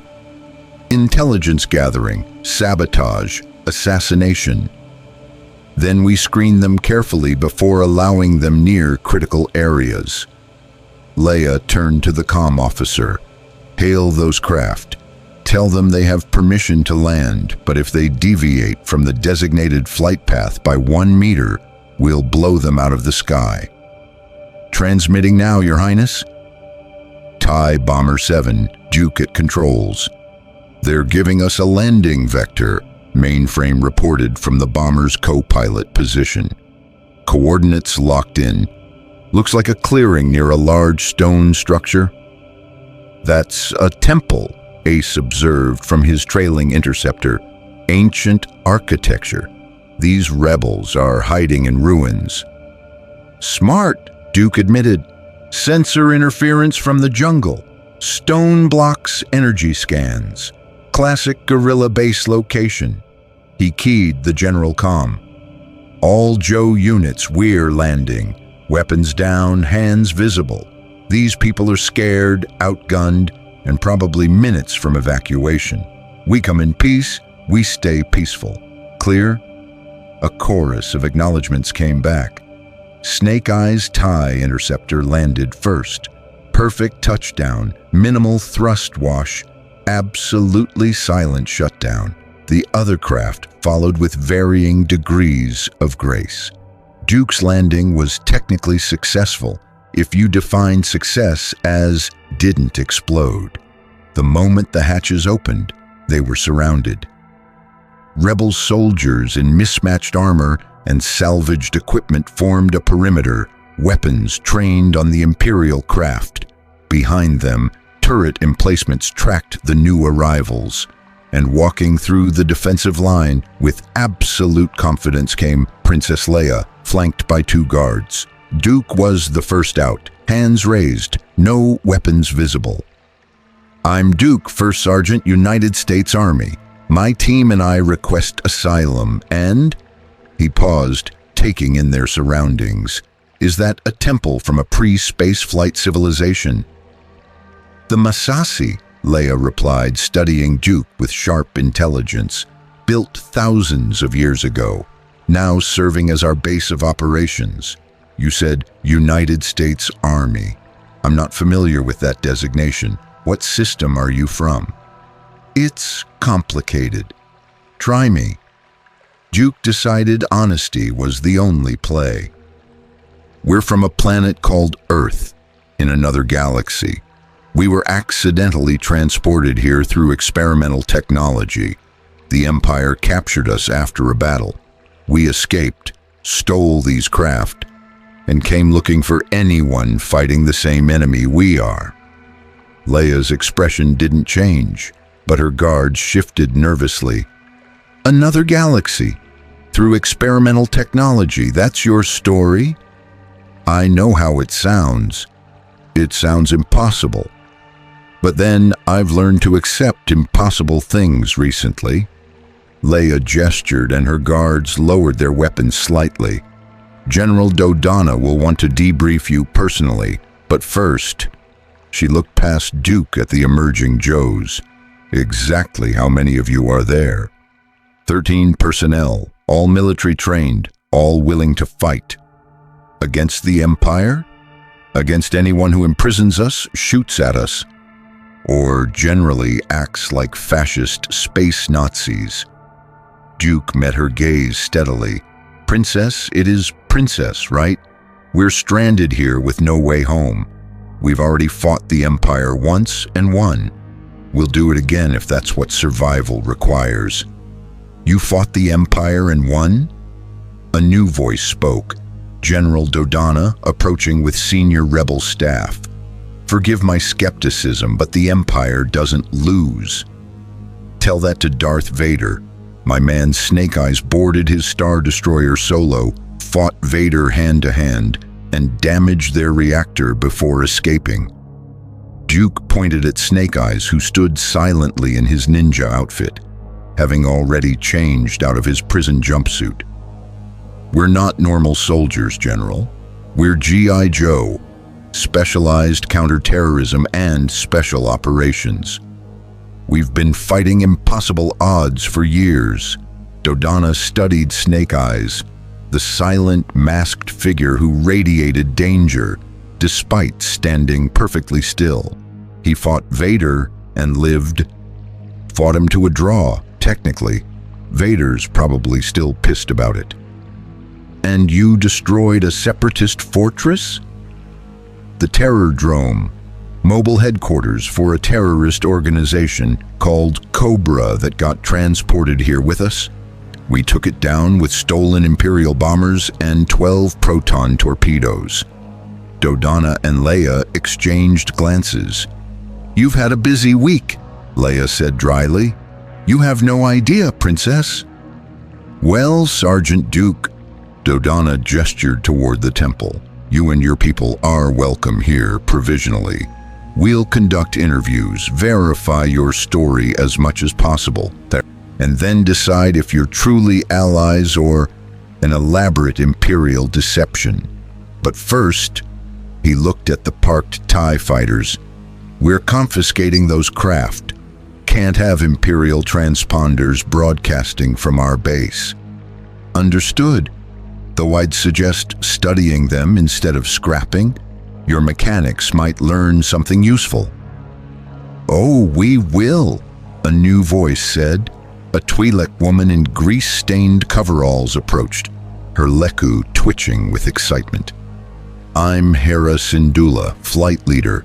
Those TIE bombers, you modified them, extended their hyperspace range, recalibrated the weapons systems, even improved the life support. In 6 hours. How? We're good at improvising, Duke said simply. I like them already, Hera said to Dodonna. Anyone who can hot rod Imperial junk is welcome in my hangar. Rebel Command Center. 3 hours later, Duke, Scarlet, and Snake Eyes stood before a holographic display showing their debriefing testimony. General Dodonna, Princess Leia, and several Rebel intelligence officers studied the information with expressions ranging from disbelief to fascination. Let me see if I understand correctly, Dodonna said slowly. Your planet, Earth, has no knowledge of the Force, no connection to the galactic community, and your most advanced technology is primitive by our standards. Yet you've developed tactics and weapons that proved effective against the Empire. Our projectile weapons bypass your energy shields, Scarlet explained, pointing to technical readouts mainframe had prepared. Your shields are designed to absorb and dissipate directed energy, solid matter, bullets, missiles, passes right through. It's a fundamental weakness in galactic military doctrine that you've never addressed, because everyone uses the same energy-based weapons. And your fighters, Leia asked. They adapted to space combat impossibly fast. Our pilots are the best Earth has, Duke said with pride. Give them any vehicle with thrust and control surfaces, or lack thereof, and they'll figure it out. Snake Eyes here stole a TIE fighter with 0 training and destroyed 3 Imperial pilots in combat. All eyes turned to the silent ninja. Snake Eyes, characteristically, said nothing, just nodded once. Remarkable, Dodonna muttered. And this Cobra organization, you say they've allied with separatist remnants? That's our assessment. Cobra Commander is a megalomaniac who'll make any deal that gives him power. If he's promised the separatists' Earth weapons technology, they'll back him, which means you've got a new enemy faction to worry about. The separatists were defeated at the end of the Clone Wars, an intelligence officer said. Scattered, leaderless, no longer a cohesive threat. They are now, Scarlet countered. We've seen their fleet, 60 capital ships at the engagement we escaped. That's not scattered remnants. That's reorganized military force with unified command. Leia's expression grew troubled. If the separatists have reformed under new leadership, with access to weapons that counter Imperial shields, they could destabilize entire sectors. The Empire would respond with overwhelming force, which would create more suffering, more oppression, more refugees fleeing to join your rebellion, Duke finished. You'd get recruitment, but at terrible cost. We don't want recruitment at any cost, Leia said firmly. We want freedom for everyone, not just victory for ourselves. Duke smiled slightly. I'm starting to like you rebels. Don't get too comfortable, Dodonna warned. You said Vader was tracking your escape. That means he knows you came here or will soon. We'll need to evacuate within 48 hours regardless. Your arrival may have accelerated our timeline. Then we'll help evacuate, Duke offered. My people are trained in logistics and defensive operations. We can hold a perimeter while you load transports. I appreciate the offer, but you're 13 people with small arms against a potential Imperial ground assault. 13 people who escaped Imperial custody, hijacked their fighters, and destroyed a Cobra fortress. General, don't underestimate us because we're from a primitive planet. We've fought the Empire and we're still here. That's more than most can say. Dodonna considered, then nodded. Very well, you'll integrate with our defensive forces. Major Derlin will coordinate assignments, but Sergeant Duke, his expression was serious. If you're lying, if this is an Imperial operation, we will discover it, and the consequences will be severe. Understood, sir, but we're not lying. We're just soldiers trying to survive and find a way home. Then welcome to the rebellion. May the Force be with you. We'll settle for good luck, Duke replied. Imperial Star Destroyer Relentless. Vader's meditation chamber. Darth Vader knelt in absolute darkness, the Force swirling around him as he meditated on recent events. The soldiers from Earth.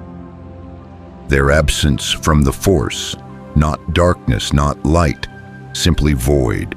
Snake Eyes fighting with skill that transcended normal training. Their technology working in ways that shouldn't be possible.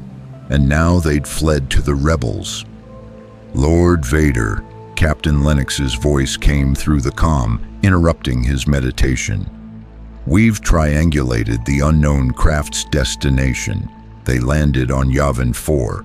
Imperial intelligence confirms it as a suspected rebel base location.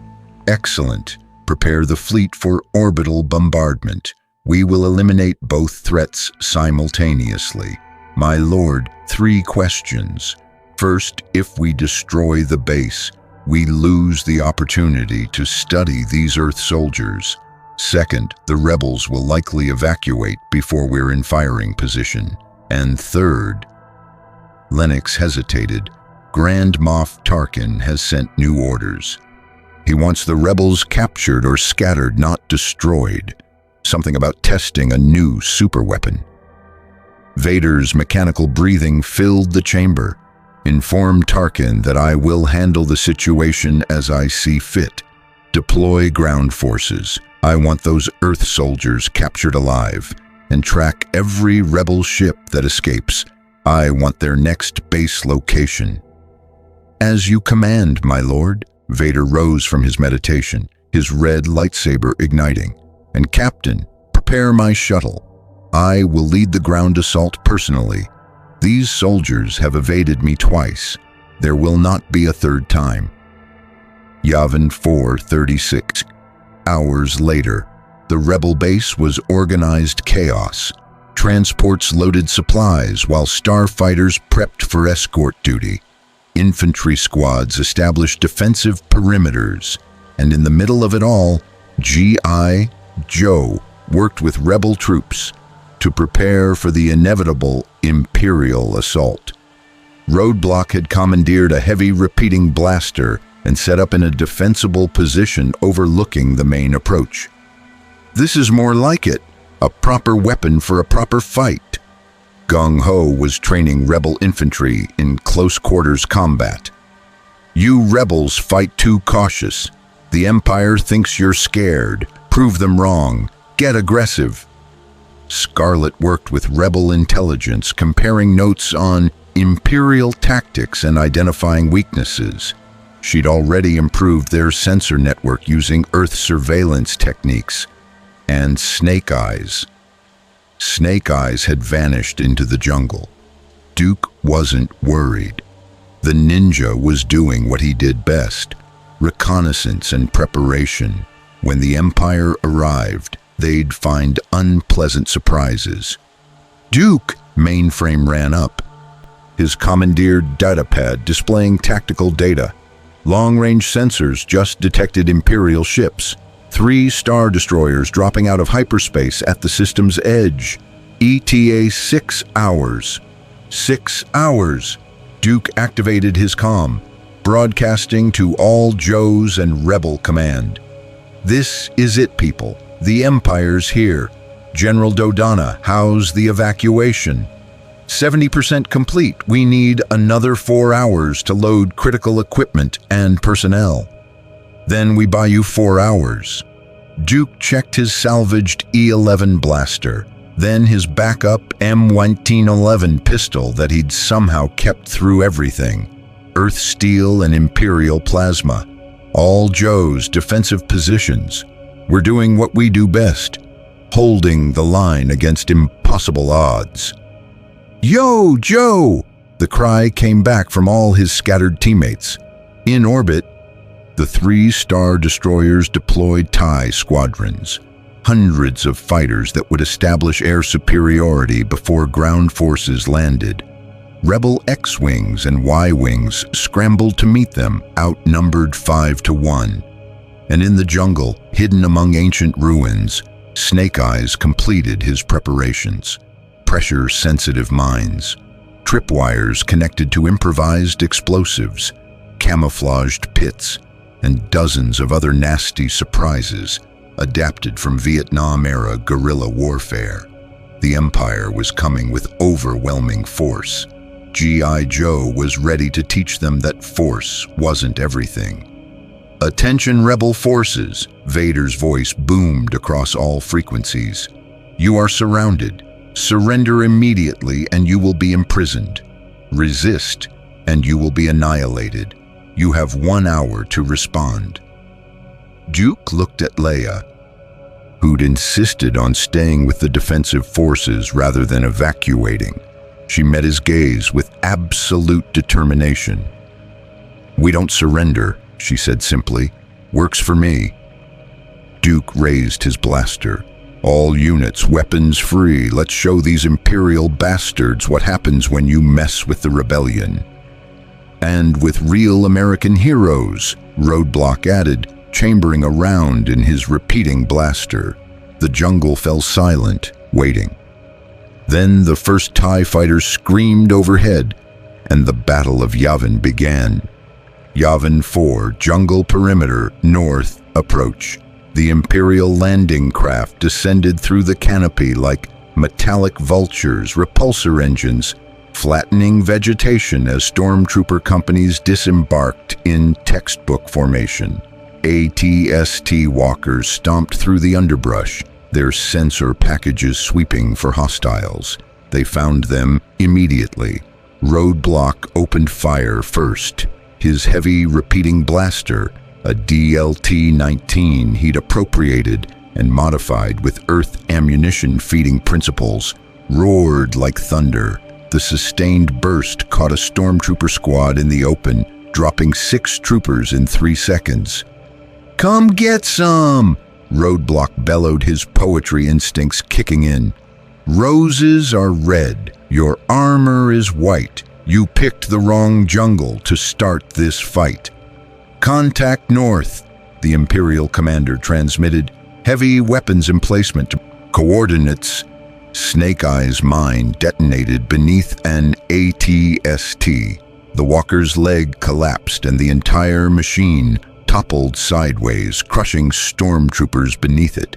Before the survivors could recover, Snake Eyes appeared from the jungle canopy, literally dropping from trees, and engaged with captured vibroblade and stolen blaster. 4 stormtroopers died before they realized he was there. 6 more fell as he moved through them like a ghost.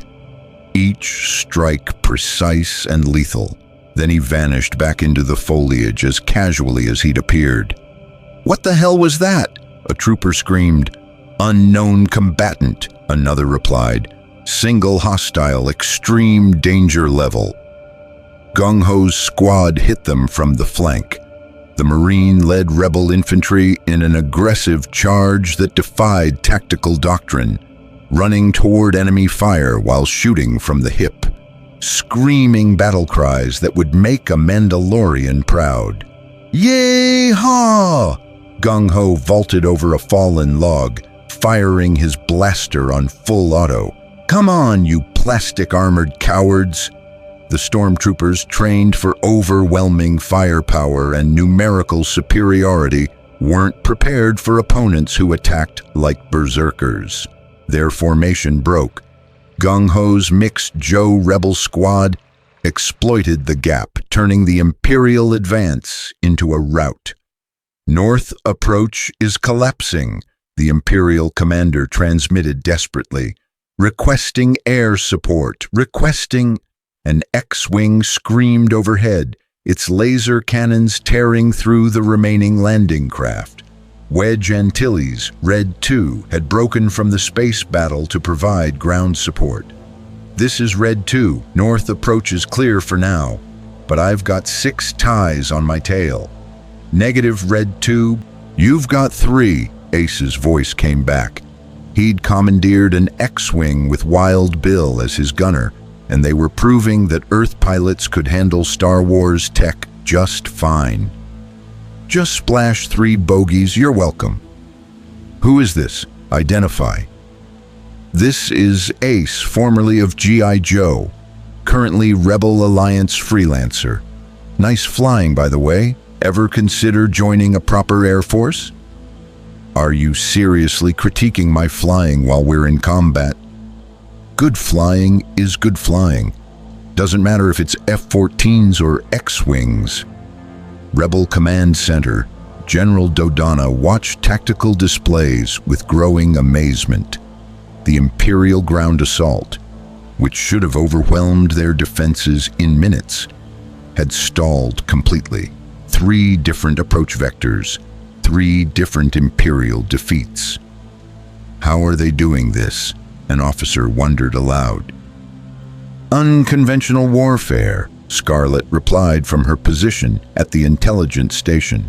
She'd integrated perfectly with Rebel Command, her tactical analysis proving invaluable. "The Empire fights with overwhelming force and standardized doctrine. We're fighting with guerrilla tactics, improvised weapons, and soldiers who've trained against asymmetric threats their entire careers." The North approach. One man held an entire platoon until reinforcements arrived. "Who is this Snake Eyes?" "He's—" Scarlet paused, considering how to explain. "He's what happens when you take a Special Forces operator, train him in Japanese ninja techniques for a decade, give him photographic memory and perfect combat awareness, then let him loose in terrain that favors stealth. He's the best we have, maybe the best anyone has." On the tactical display, Snake Eyes' transponder, which he'd definitely not authorized, moved through the jungle at impossible speed. Wherever it went, Imperial units reported casualties and fell silent shortly after.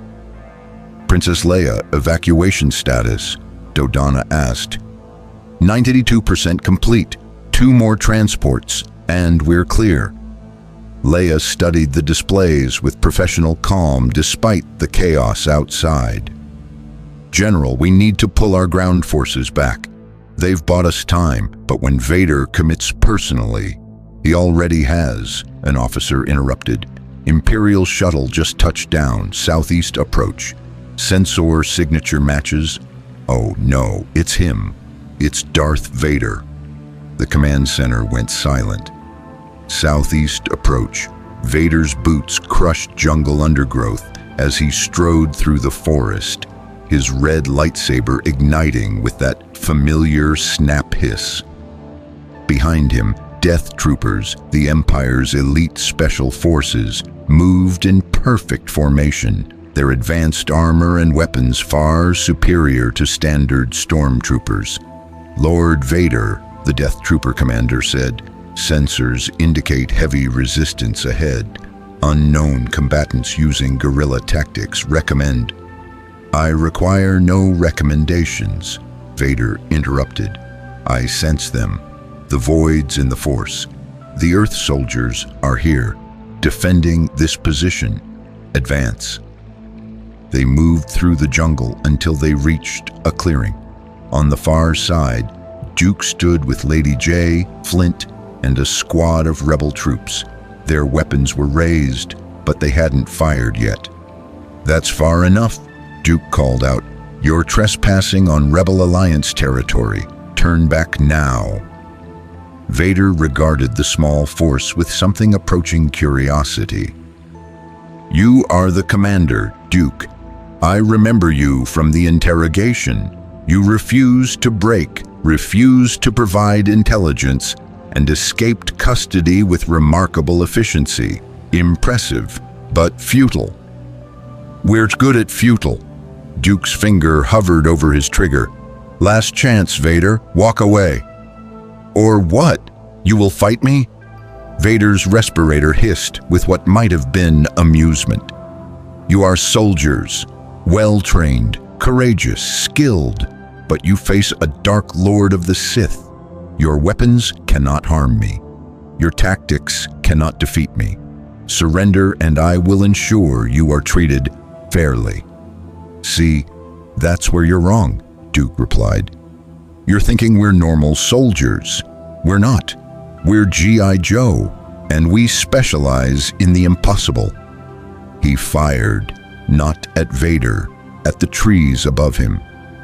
Duke's blaster bolt struck pre-positioned explosives that Snake Eyes had placed hours earlier.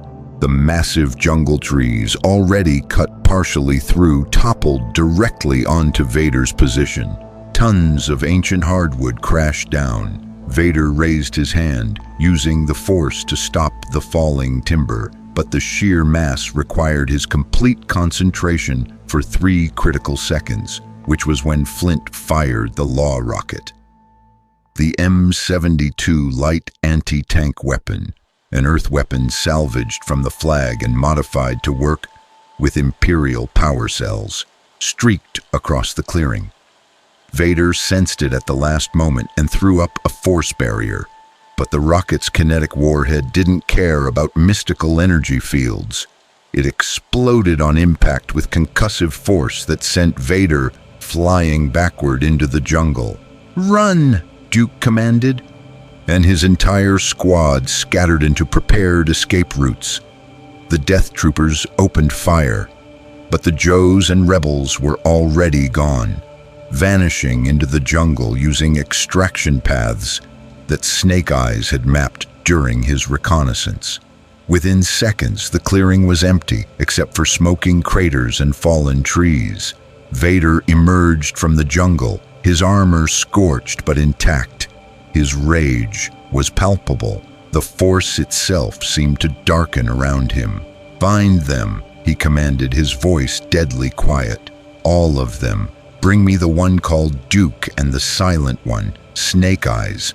I want them alive. The rest," his crimson blade ignited, "are expendable." Rebel Command Center, 10 minutes later. Duke burst through the doors, his face grim. "We need to evacuate now. Vader's pissed and he's coming this way with elite troops. Our delaying tactics won't work twice." "Final transport is loading," Dodonna reported. "All personnel fall back to evacuation point." "What about the Joes?" Leia asked. "We're the rear guard," Duke said simply. "We'll hold the temple approach while you load. When we're the only ones left, we pile into whatever's still flying and punch out." "That's suicide. Vader will face soldiers who've been fighting terrorists and dictators since before he was born. We know what we're doing, Princess." Leia wanted to argue, but tactical reality was clear. "May the Force be with you, Duke." "We'll settle for ammunition and a clear exit vector." Duke activated his comm. "All Joes converge on Temple main entrance. We're playing last stand. Show these Imperials how Earth's finest hold the line." Through the jungle, his teammates responded instantly. Roadblock abandoned his emplacement, carrying his heavy blaster and enough ammo to fight a small war.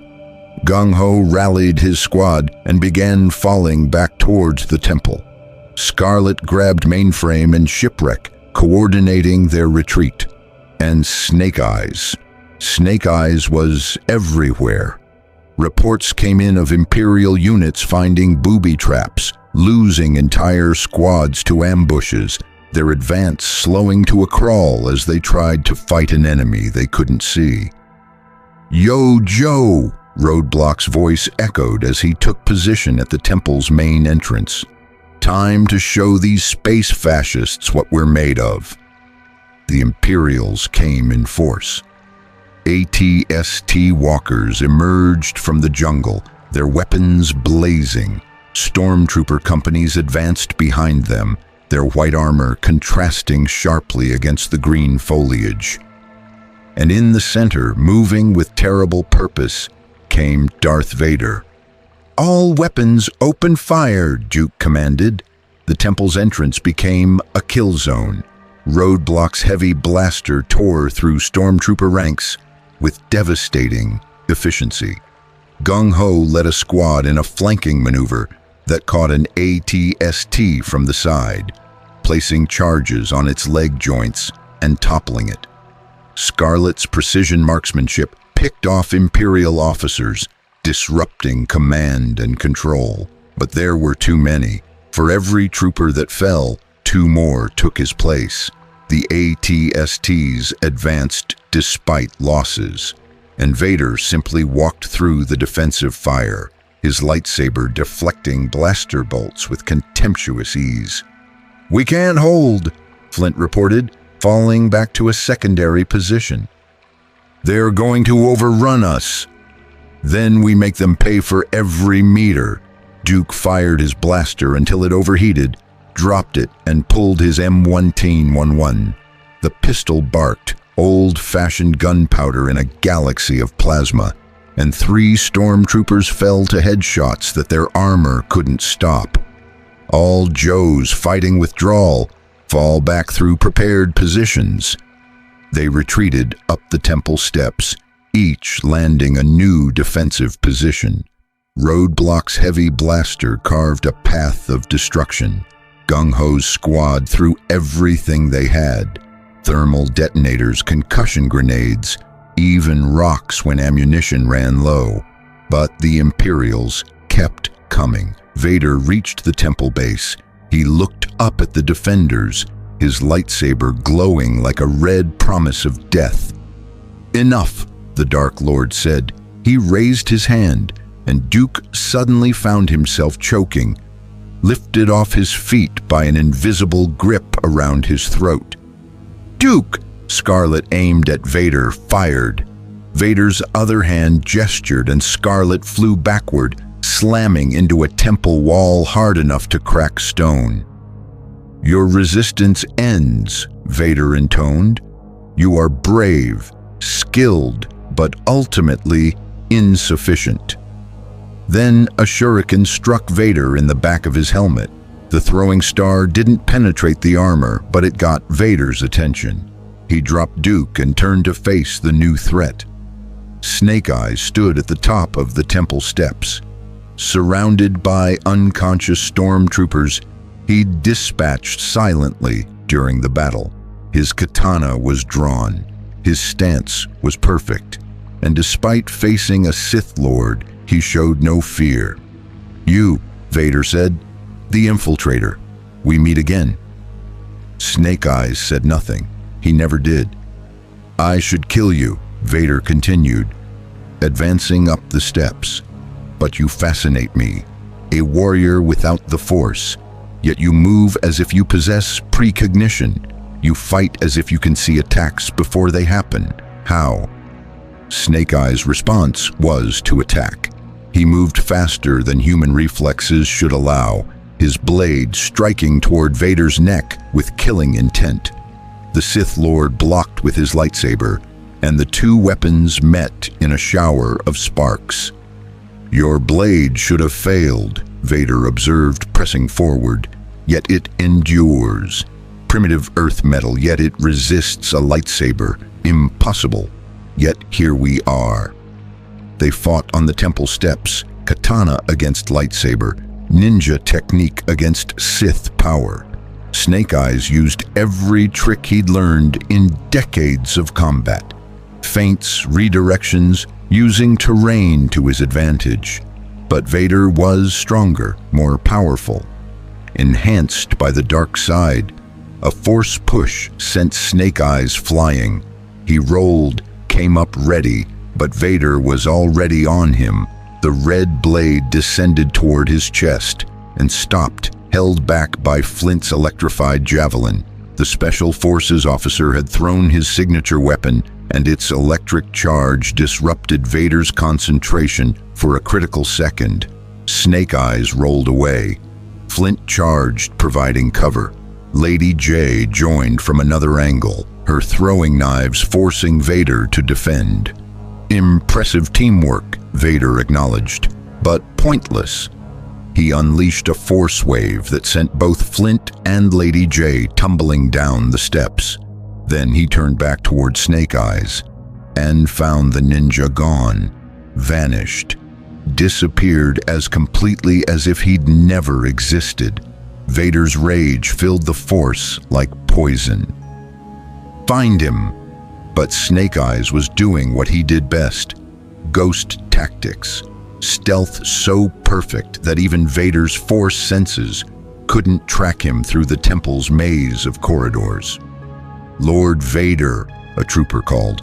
"The last rebel transport is launching. They're escaping." Vader looked up to see the GR-75 transport rising above the temple, its engines burning bright as it clawed for orbit. X-Wings and Y-Wings provided escort, engaging the TIE squadrons that tried to intercept. "All batteries target that transport," Vader commanded into his comm. "My lord, it's out of range. They're entering the atmosphere. Wait, something's wrong. The transport's engines are overheating. They're losing power." Aboard the transport, Mainframe worked frantically at an engineering station. "I can't get more power. These rebel systems aren't designed for this kind of load. We're carrying too many people," the pilot reported. "Between the rebel evacuees and your G.I. Joe team, we're over capacity. We'll never make orbit." "Then dump cargo," Duke commanded. "We've already dumped everything non-essential." Duke looked at his team, the Joes who'd followed him across dimensions, fought impossible odds and never once quit. He made a decision that would haunt him. Reduce crew weight. All non-essential personnel? No, Scarlet interrupted. There's another option. She was looking at the transport's escape pods. Someone stays behind, draws Imperial attention while the transport escapes. Absolutely not, Duke said immediately. It's the only way. The Empire wants us, the Earth soldiers. If they see someone staying behind voluntarily, they'll focus on capture instead of shooting down the transport. Then I'll stay, Duke decided. No, sir, Roadblock stood up. You're the strategist. The team needs you. I'll stay. I can hold them off longer than anyone except Snake Eyes. Belay that, Gung Ho interrupted. I'm staying. I've been looking for a good last stand anyway. Semper Fi. Both of you shut up, Lady J said quietly. I'm staying. I can surrender. Claim I'm a defector. Feed them false intelligence. Buy weeks of confusion. They all started arguing at once, each Joe volunteering to be the one left behind. It was Shipwreck who noticed the truth first. Wait, where's Snake Eyes? They searched the transport, checked every compartment, scanned with sensors. Snake Eyes wasn't aboard. He never got on, Scarlet realized, her voice hollow. He knew someone would need to stay behind, so he made the choice before we could argue. Duke's jaw clenched. Mainframe, can we go back? Sir, Vader's forces are swarming the temple. Going back is suicide. Through the transport's viewport, they could see the jungle below, Imperial walkers, stormtrooper formations, and somewhere in that chaos, one silent ninja fighting impossible odds alone. Snake Eyes. Duke's voice cracked slightly. God damn it! The transport broke atmosphere, leaving Yavin 4 behind. Below, in the temple, Snake Eyes stood alone against 200 Imperial troops and one very angry Sith Lord. He checked his remaining equipment: 1 katana, 3 shuriken, 2 thermal detonators, 1 blaster with half a charge.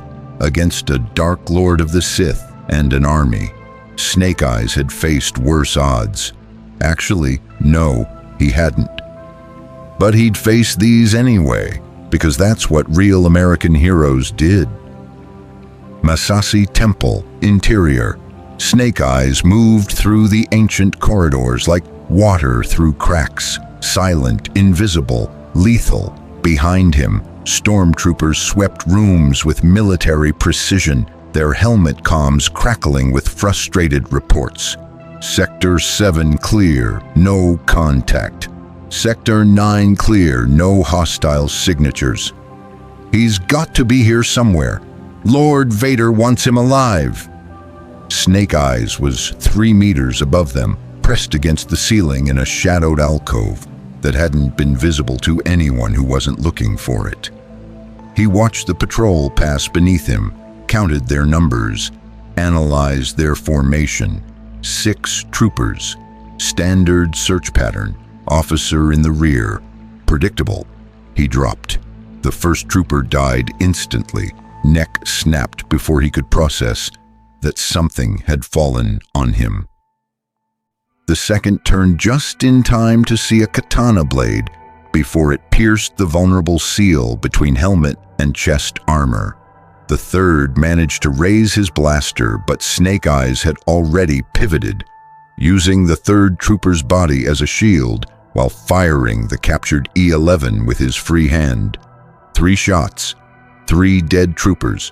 The officer got his blaster up, managed one panicked transmission. Contact level 4, sector. Snake Eyes' shuriken took him in the throat, cutting off the transmission mid-word. The 6th trooper broke and ran, which was the smart play. Snake Eyes let him go. That trooper would report. Others would come, and Snake Eyes would be somewhere else by then, setting up his next ambush. This was his element. Close quarters, limited visibility, opponents who relied on technology and numbers. He'd cleared buildings in hostile territory from Beirut to Benghazi. This was just another mission, except the enemy commander was a force-using Sith Lord who'd proven he could fight hand-to-hand. Details. Temple entrance, Vader's command post. How many have we lost? Vader demanded, studying tactical displays showing the temple's interior. 43 troops, my lord, Captain Lennox reported, all killed in small unit ambushes. No survivors to report on tactics. This Snake Eyes is hunting us inside the temple as effectively as he hunted us in the jungle. One man, one primitive warrior with obsolete weapons, and he's decimating an Imperial assault force. Vader's respirator hissed with barely controlled rage. Unacceptable. Deploy death troopers. No more standard forces. I want specialists who can match his skill. Yes, my lord, but the death troopers report that standard tactics aren't working. He's not where sensors say he should be, not where predictive algorithms suggest. He moves without pattern. Because he operates outside the Force, Vader realized. Precognitive awareness requires force sensitivity to counter. These soldiers from Earth, they've trained to fight opponents they cannot predict, using pure observation and combat experience. Fascinating and dangerous. He activated his lightsaber, the crimson blade casting red shadows. I will handle this personally. All troops maintain perimeter. Let no one escape. But the interior, his helmet turned towards the temple entrance, belongs to me. Vader strode into the ancient structure, his cape billowing behind him despite the still air. The Force flowed around him, seeking traces of life, intent, emotion.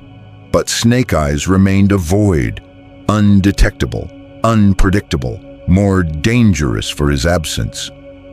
"You cannot hide forever," Vader called out, his voice echoing through stone corridors. "The Empire controls this moon. Your allies have fled. You are alone. Surrender, and I will ensure you survive for study. Resist, and you will die here, forgotten, in these ancient ruins." Silence answered him. Then a thermal detonator rolled around the corner, its activation light blinking.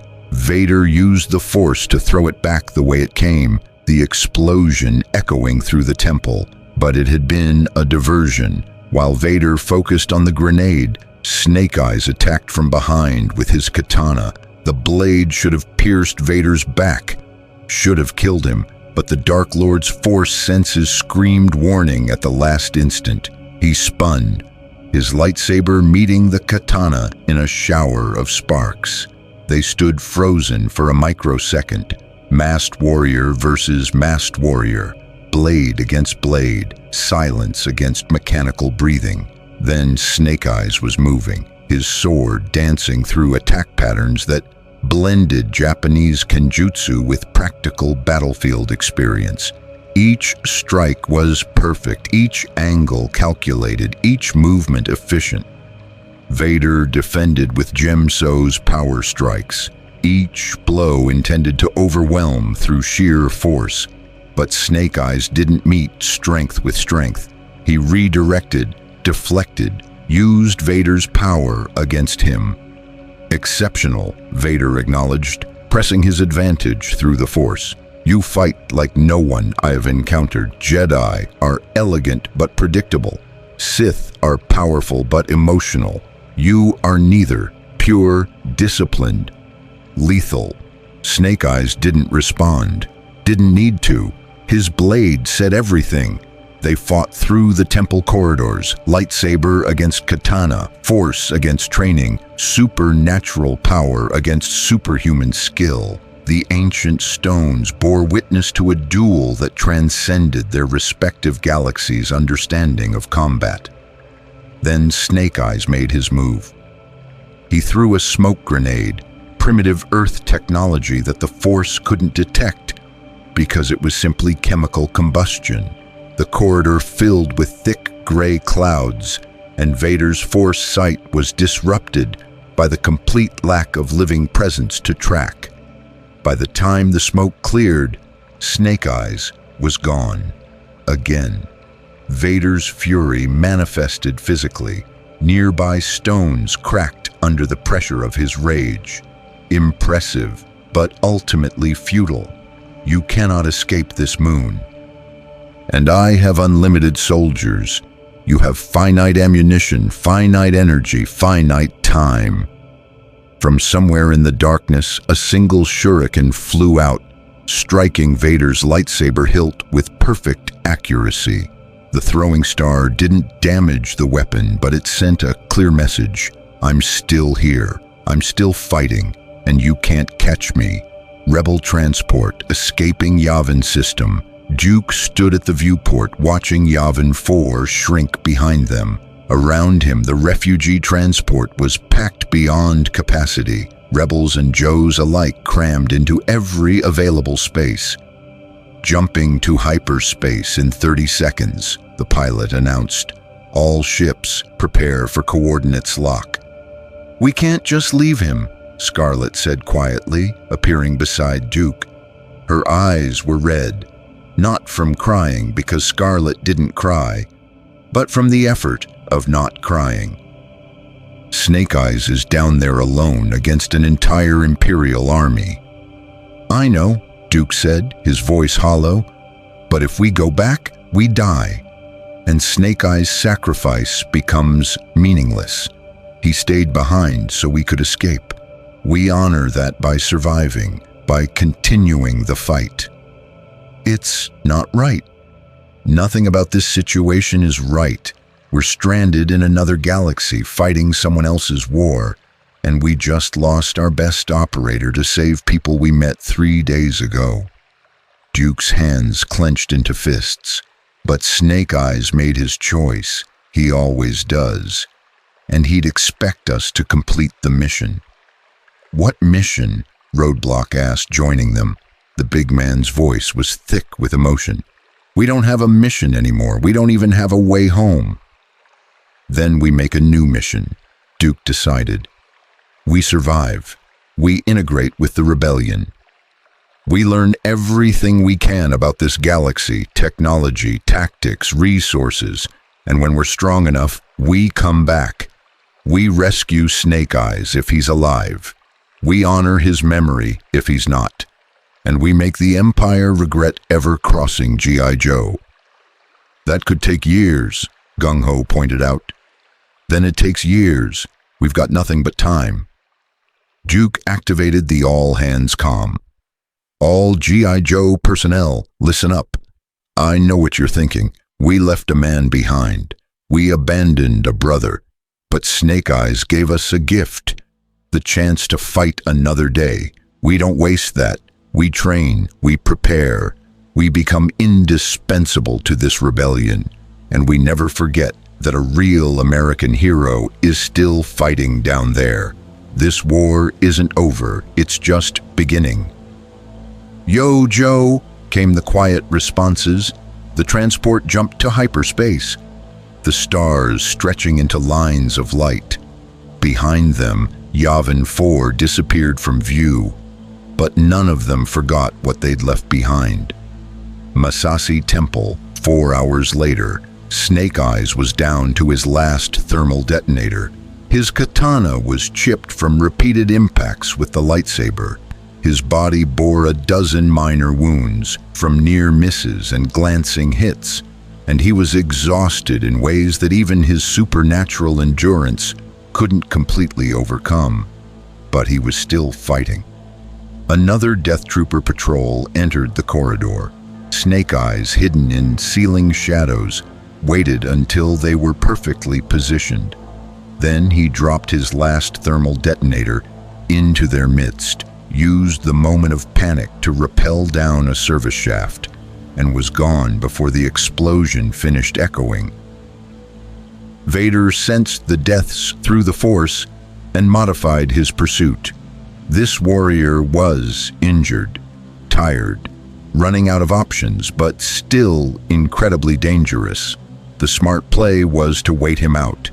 Eventually, exhaustion or lack of supplies would force surrender. But Vader didn't become a Dark Lord through patience. He tracked Snake Eyes to the temple's central chamber, a vast open space beneath a pyramid roof, ancient Masasi carvings covering every surface.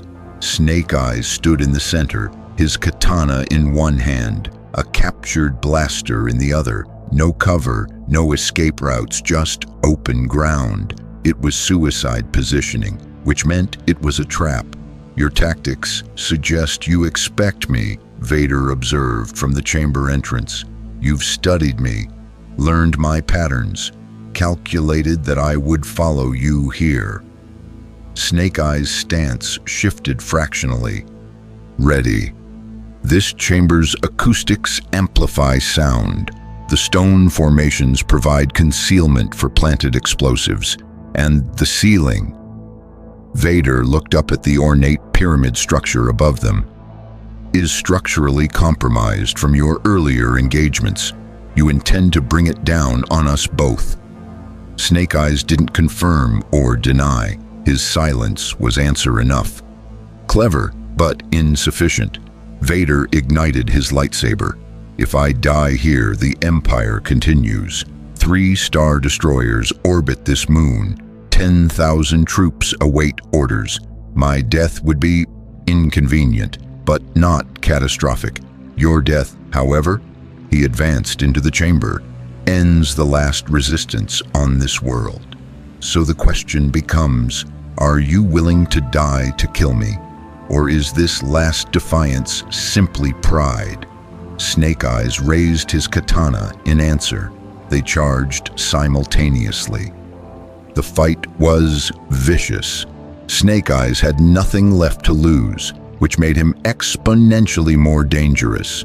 He attacked with techniques that should have been impossible, throwing his katana at Vader's face, while simultaneously firing his blaster at the Sith Lord's knees, forcing Vader to defend high and low simultaneously. Vader blocked both attacks, but Snake Eyes had closed the distance. A knife, hidden until this moment, flashed toward Vader's neck seal. The Dark Lord caught Snake Eyes' wrist with his cybernetic hand, the servos crushing bone with audible cracks. Snake Eyes didn't scream. He never made sounds, but his face behind the mask contorted with pain. "You are beaten," Vader said. "Surrender." Snake Eyes' free hand moved to his chest, touching a detonator strapped there. Vader understood instantly. "The explosives. You planned this from the beginning. If you cannot escape, you'll destroy us both and collapse the temple." Snake Eyes' thumb moved toward the activation button. "Wait." Vader's voice carried something almost like respect. "You are a warrior of exceptional skill. In another life, you might have been a great Jedi or Sith. Your dedication is admirable. Your loyalty to your comrades absolute. But they have abandoned you, fled to save themselves. Why die for those who left you behind?" Snake Eyes' thumb pressed the button. Nothing happened. "Your detonator's power cell was damaged during our earlier engagement," Vader said. "I sensed the electrical failure 10 minutes ago. The explosives are inert. You have no weapons remaining, no escape, no options." For the first time, Snake Eyes hesitated. Then he attacked again with bare hands, his martial arts training overwhelming his broken wrist's pain. But Vader simply used the Force to lift Snake Eyes off the ground, holding him suspended 3 meters in the air. "Enough," Vader commanded. "You are captured. You will be studied, your techniques analyzed, your physiology examined. You will tell us everything about Earth, its technology, its warriors." And then his tone became almost gentle. "You will be offered a choice. Join the Empire as an instructor, training our forces in your unconventional methods, or die slowly in an Imperial research facility." Snake Eyes struggled against the invisible grip, but even his strength had limits. The Force hold was absolute. Vader activated his comm. "Captain Lennox, dispatch a containment unit to the central chamber. The fugitive is captured. Prepare interrogation facilities." "At once, my lord. And sir, we've received a transmission from Imperial Center. Grand Moff Tarkin requests your presence. Something about a new superweapon being operational." "Inform Tarkin I will arrive once I've secured these prisoners' intelligence. Nothing is more important than understanding this Earth faction's capabilities." "Understood, my lord." Vader deactivated his comm and studied Snake Eyes, who still struggled futilely against the Force hold. "You are exceptional, warrior, perhaps the finest non-Force user I've encountered. But exceptional is not enough. The Force is absolute, and you are merely human." Stormtroopers entered the chamber with restraints, reinforced durasteel cuffs designed for dangerous prisoners. They approached Snake Eyes cautiously, even though he was completely immobilized. Smart, Vader thought. This one had proven that underestimating him was fatal. They secured Snake Eyes' limbs, checked the restraints twice, and then Vader released his Force hold. The ninja collapsed, but the stormtroopers caught him before he hit the ground. "Transport him to the Relentless," Vader ordered. "Maximum security detention, no windows, no tools, constant surveillance, and have medical staff treat his injuries. He's worthless, dead." As the troopers dragged Snake Eyes away, Vader stood alone in the ancient chamber. Above him, The Masasi carvings told stories of battles fought millennia ago, stories of warriors who fought impossible odds, not unlike the warrior who'd just been defeated here. "You fought well," Vader said to the empty chamber. "But now you learn what happens when warriors face the Empire." He walked out of the temple, his cape billowing behind him, leaving only silence and the echoes of combat in his wake. Snake Eyes, elite commando, ninja master, silent hero, was now a prisoner of the Galactic Empire. And somewhere in hyperspace, Duke and the remaining Joes felt a cold certainty settle over them. They would return, they would save their brother, or they would die trying, because that's what real American heroes did.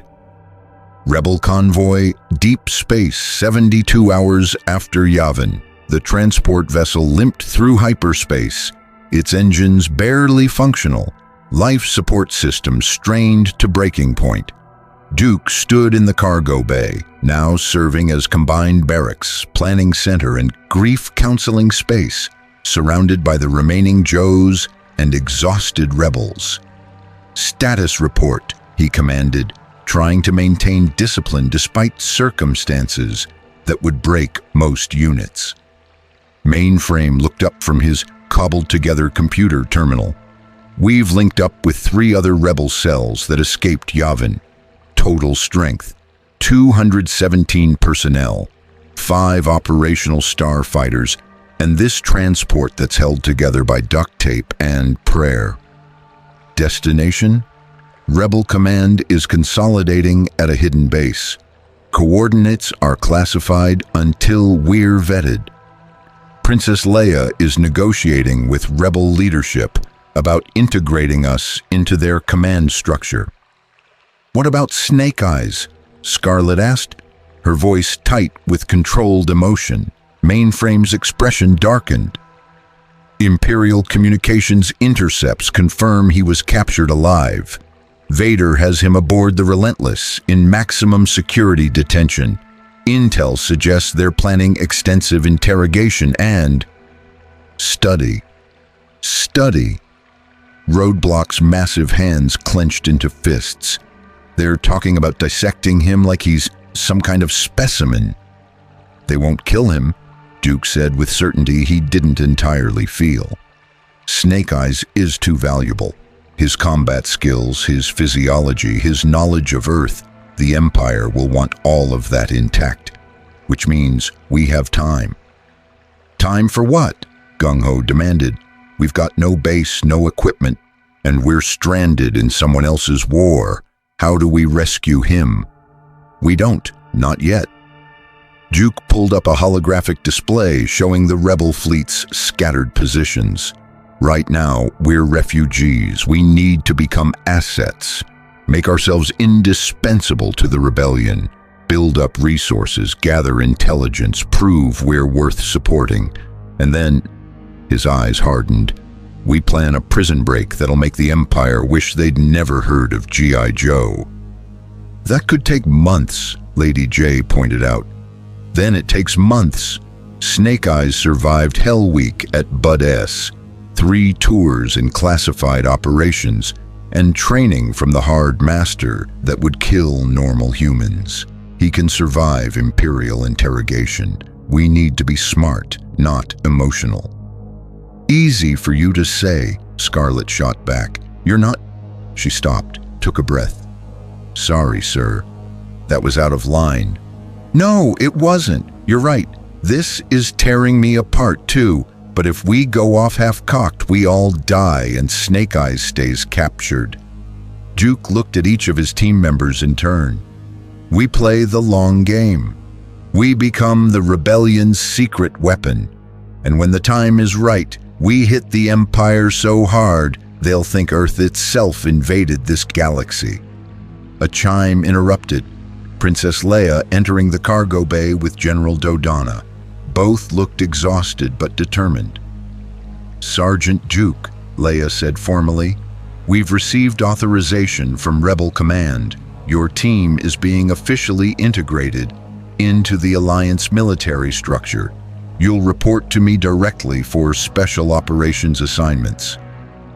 "What kind of assignments?"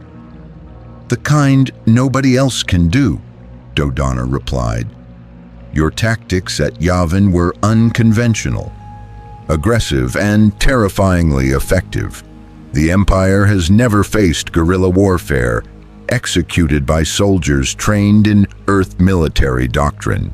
That gives us an advantage we can't afford to waste." "Plus," Leia added with a slight smile, "your team destroyed a separatist fortress and held off Darth Vader with 12 people. That kind of effectiveness is exactly what the rebellion needs." "With respect, Princess," Roadblock said, "we didn't hold off Vader. We ran away and left our best man behind." "You survived," Leia corrected firmly. "Against impossible odds, outnumbered and outgunned, you fought the Empire to a standstill and evacuated 200 personnel who would otherwise have been captured or killed. That's not failure, that's heroism." "Doesn't feel like heroism," Gung Ho muttered. "It never does," Dodonna said quietly. "I've commanded rebel operations for 3 years. We've lost thousands of good soldiers. Every evacuation feels like defeat, even when it's the right tactical decision. But those losses mean nothing if we don't use them to build toward victory." Duke nodded slowly. "What's our first assignment?" Leia activated a holographic display. 2 weeks ago, the Empire deployed a new superweapon, the Death Star, a battle station capable of destroying entire planets. They've already used it on Alderaan, killing 2 billion people in seconds. The cargo bay went absolutely silent. 2 billion, Ace whispered, in seconds. "The rebellion's top priority is destroying this weapon," Dodonna continued. "We've recovered the technical readouts, blueprints of the station's design. Our analysts have found a weakness, an exhaust port leading directly to the main reactor. A precise torpedo strike could trigger a chain reaction that destroys the entire station." "But there's a problem," Leia said. "The trench run required to reach this exhaust port is protected by turbo laser batteries, TIE fighter squadrons, and Darth Vader himself commanding the defense. It's a suicide mission." "So naturally you're asking us," Duke said dryly. "We're asking for your input," Leia corrected. "Your pilots proved at Yavin that they can outfly TIE fighters. Your tactics have consistently defeated imperial doctrine. If anyone can analyze this mission and find a way to succeed, it's you." Mainframe studied the Death Star schematics. The exhaust port is 2 meters wide. A torpedo needs to hit it at the precise angle while traveling at attack speed through defensive fire. He did calculations in his head. That's a 1 in a million shot. Literally. "Which is why we need Earth ingenuity," Dodonna said. "You've spent your careers doing the impossible. How would you approach this?" The Joes gathered around the holographic display, their grief temporarily pushed aside by professional focus. This was what they did: analyzed impossible missions and found solutions. "The trench run is a kill zone," Duke observed. "Limited maneuverability, concentrated defenses, long exposure time, classic ambush terrain. So we don't fight through it, we eliminate the ambush."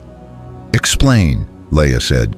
"Diversionary assault," Scarlet suggested, following Duke's logic. "We split the attack force. One element draws off the TIE fighters with aggressive engagement. Another element targets the turbo laser batteries with precision strikes. That leaves a small window where a single attacker can make the trench run without being overwhelmed." "The single attacker would still face Vader," Dodonna pointed out. "Intelligence indicates he personally commanded the defense at Yavin and destroyed multiple rebel fighters." Then we give Vader something he can't ignore, Flint said. Someone who fights like we do, someone whose tactics he's never seen before. You're suggesting one of your pilots makes the final run? Leia asked. Ace, Duke decided immediately. He's our best. And after flying both TIE fighters and X-Wings, he understands both Imperial and Rebel technology. If anyone can make that shot, he can. Ace straightened. Sir, with all due respect, this is the Rebellion's operation. Shouldn't one of their pilots? Should the best available pilot make the attempt? Yes. Duke interrupted. That's you, unless you're scared. I ain't scared of nothing. Ace grinned. But I want Wild Bill as my gunner, and I want a week to study these schematics until I can fly that trench run in my sleep. You've got 48 hours, Dodonna said. The Death Star is moving toward our new base location. If we don't strike soon, we'll lose the tactical initiative. Then we'll make do with 48 hours, Duke said. Mainframe, I want analysis of the Death Star's power systems. Roadblock, gung-ho. Work with Rebel infantry on assault tactics in case we need to board that thing. Scarlet, coordinate with Rebel intelligence. Find out everything about its command structure, crew complement and defensive capabilities. Everyone else, rest, train, prepare. We're about to attack a moon-sized battle station with a handful of starfighters. Just another Tuesday for G.I. Joe.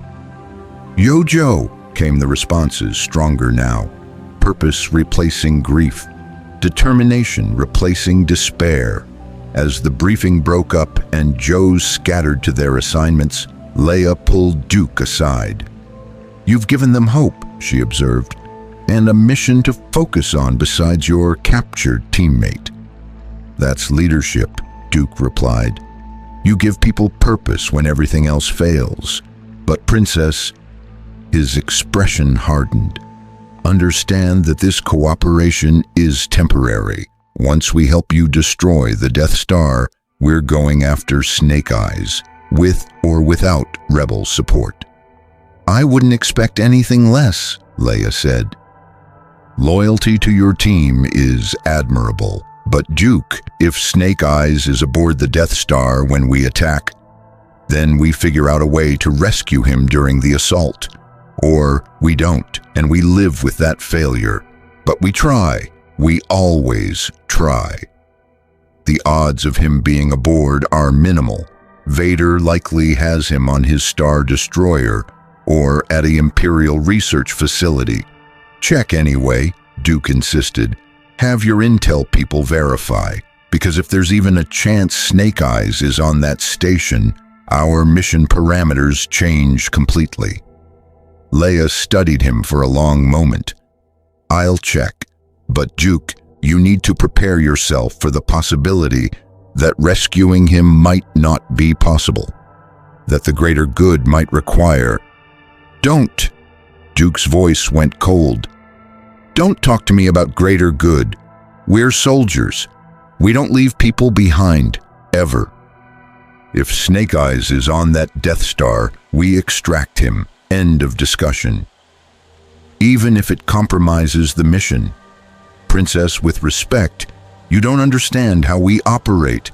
My team will perform beyond your expectations. We'll help destroy your Death Star. But we do it our way, and our way doesn't include abandoning team members. We're real American heroes. That's not just a motto, it's a promise. Leia wanted to argue, but something in Duke's eyes made her reconsider. These Earth soldiers had fought Vader, escaped Imperial custody, and held off entire battalions with minimal resources. Perhaps their unconventional loyalty was part of what made them so effective. I'll have intelligence verify his location, she said finally. And Duke, for what it's worth, I hope we can save him. The rebellion could use more warriors like Snake Eyes. We all could. Imperial Star Destroyer Relentless. detention level. Snake Eyes hung in a containment field, his arms spread, his body suspended 3 feet off the ground. Around him, Imperial technicians monitored medical displays showing his vital signs, neural activity, and physiological responses to various stimuli. He'd been in this position for 72 hours. They'd tried physical torture first, pain compliance techniques, stress positions, sensory deprivation. Snake Eyes had barely reacted. His SEER training, survival, evasion, resistance, escape, had prepared him for torture scenarios, and his ability to disassociate from physical pain through meditation made conventional methods useless. So they'd moved to psychological warfare. "Your teammates abandoned you," the interrogator, a thin Imperial officer with cold eyes, said for the 100th time. "They fled Yavin while you fought alone. They're probably celebrating their escape right now while you suffer here. How does that feel?" Snake Eyes stared straight ahead, his expression unreadable behind his mask, which they'd left on. Removing it revealed scarring that unsettled the technicians, and Vader wanted him recognizable. "We've intercepted rebel communications," the interrogator continued. "Your Duke hasn't mentioned you once, not in 3 days. To them, you're already dead, a sacrifice they've forgotten." Snake Eyes' heart rate didn't change. His breathing remained steady. "Stubborn, admirable, but pointless. We'll extract what we need eventually. Brain scans, chemical interrogation, cybernetic interface. We have methods you can't resist forever. Why not cooperate? Make this easy on yourself?" Snake Eyes closed his eyes. The interrogator sighed. "Very well. Activate the neural probe." A medical droid approached with a device that looked like torture equipment disguised as medical technology. But before it could make contact, the chamber doors hissed open. Darth Vader entered, his presence immediately dominating the space. "Leave us," Vader commanded. The interrogators and technicians evacuated quickly. The Dark Lord approached the suspended prisoner, studying him with the kind of focus usually reserved for critical, strategic decisions. "You are loyal," Vader observed. "Absolutely, without question. Your teammates abandoned you, yet you do not resent them. You understood the necessity, accepted the sacrifice. Would do it again without hesitation." Snake Eyes opened his eyes, meeting Vader's masked gaze. "I know loyalty," Vader continued. "I was loyal once. To my master, to my brothers, to ideals I thought were absolute. That loyalty destroyed me, made me what I am. Yet you," he gestured at the restrained warrior, "you embrace that same loyalty without fear of betrayal or loss." Snake Eyes remained silent, as always. "I'm told you cannot speak. Vocal cord damage. How convenient. It makes interrogation so much more challenging." Vader reached out with the Force, not to harm, but to probe. "I sense no fear in you, no anger, no hate, only discipline, purpose, calm. It's almost Jedi-like. Yet you have no Force sensitivity whatsoever. How is that possible?" For the first time, Snake Eyes showed a reaction, a slight tilt of his head, questioning. "You want to know about the Force," Vader realized. "The energy field that binds the galaxy together, that gives Jedi and Sith their power. You fought me using purely physical skill, yet you somehow anticipated attacks that should have been impossible to predict without Force precognition. How?" Snake Eyes, naturally, couldn't answer even if he wanted to. "Training," Vader concluded. "Discipline beyond normal human capacity. You've made yourself into a weapon so perfect that Instinct mimics force awareness. Remarkable. He deactivated the containment field. Snake Eyes dropped to the floor, caught himself, and immediately fell into a combat stance despite his injuries and exhaustion. "Peace," Vader said, making no aggressive moves. "I'm not going to fight you, not now. I'm going to make you an offer." Snake Eyes didn't relax, but he listened. The Empire requires warriors of exceptional skill, instructors who can train our forces in unconventional warfare. You could serve that purpose. Teach Imperial commandos your techniques. Elevate our military capabilities beyond standard doctrine. In exchange, you receive excellent treatment, access to medical care, and eventually, Vader paused significantly, the freedom, conditional freedom, but freedom nonetheless. Snake Eyes' stance didn't change. "I know what you're thinking. Betray your team, serve the enemy, compromise everything you believe. But consider, your teammates have abandoned you. The rebellion will not rescue you. They lack the resources. You will remain imprisoned here for months, years. Or you can cooperate, serve your time constructively, and then eventually return home when we reverse engineer your mass device technology." Snake Eyes' mask showed nothing, but Vader sensed the calculation happening behind it. "Think on it," Vader said. "You have 3 days to decide. Cooperate and become valuable. Refuse and become a research specimen. The choice is yours." He walked toward the door, then paused. "Oh, and Snake Eyes? Your team will attempt a rescue. It's inevitable. When they do, I will be ready. I will capture them all.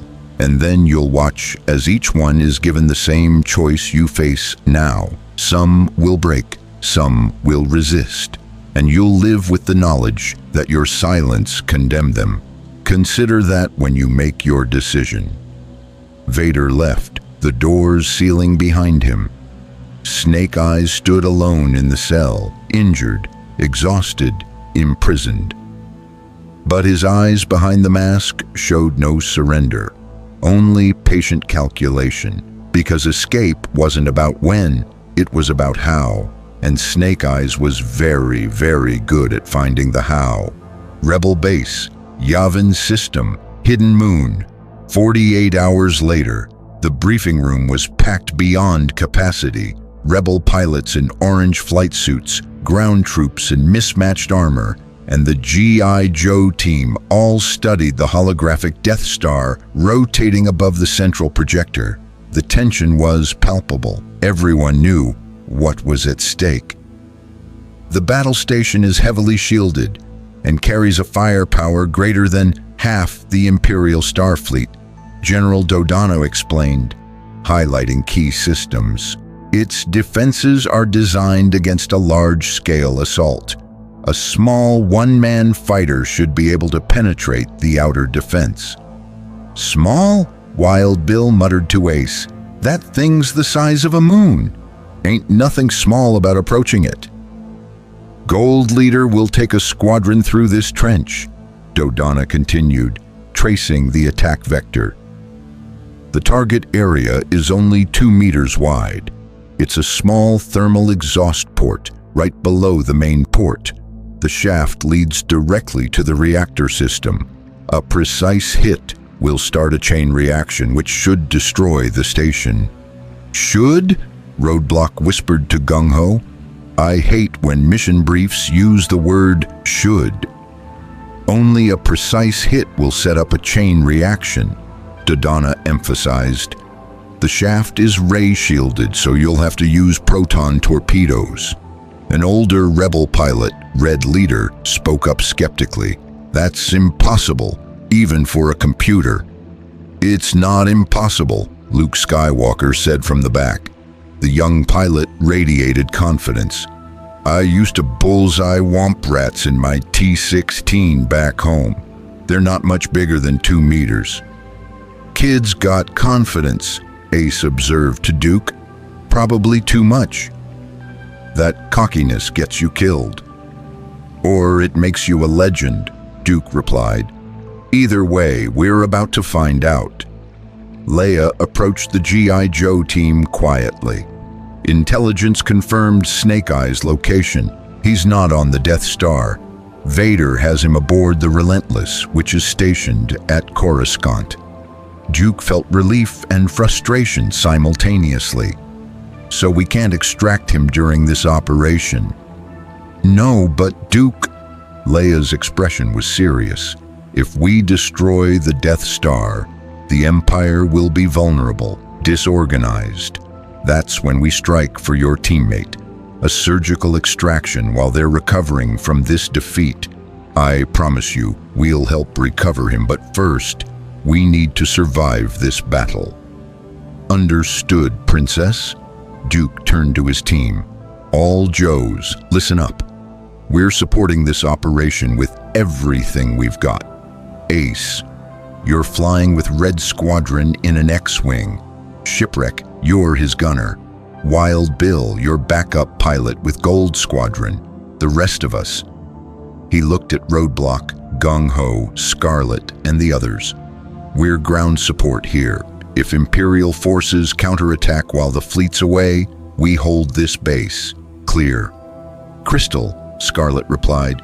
But Duke, Ace is good, but is he really ready for this? That trench run is suicide.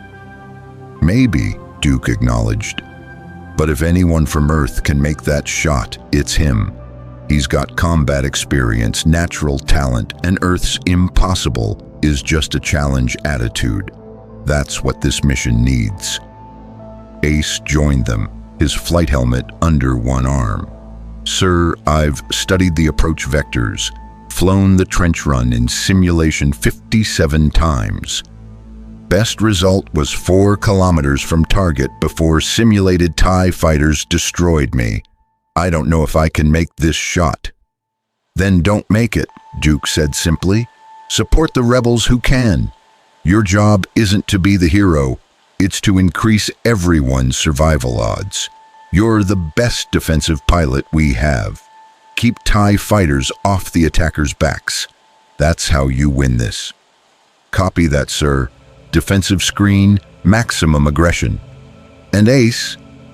Duke's expression softened slightly. Come back alive.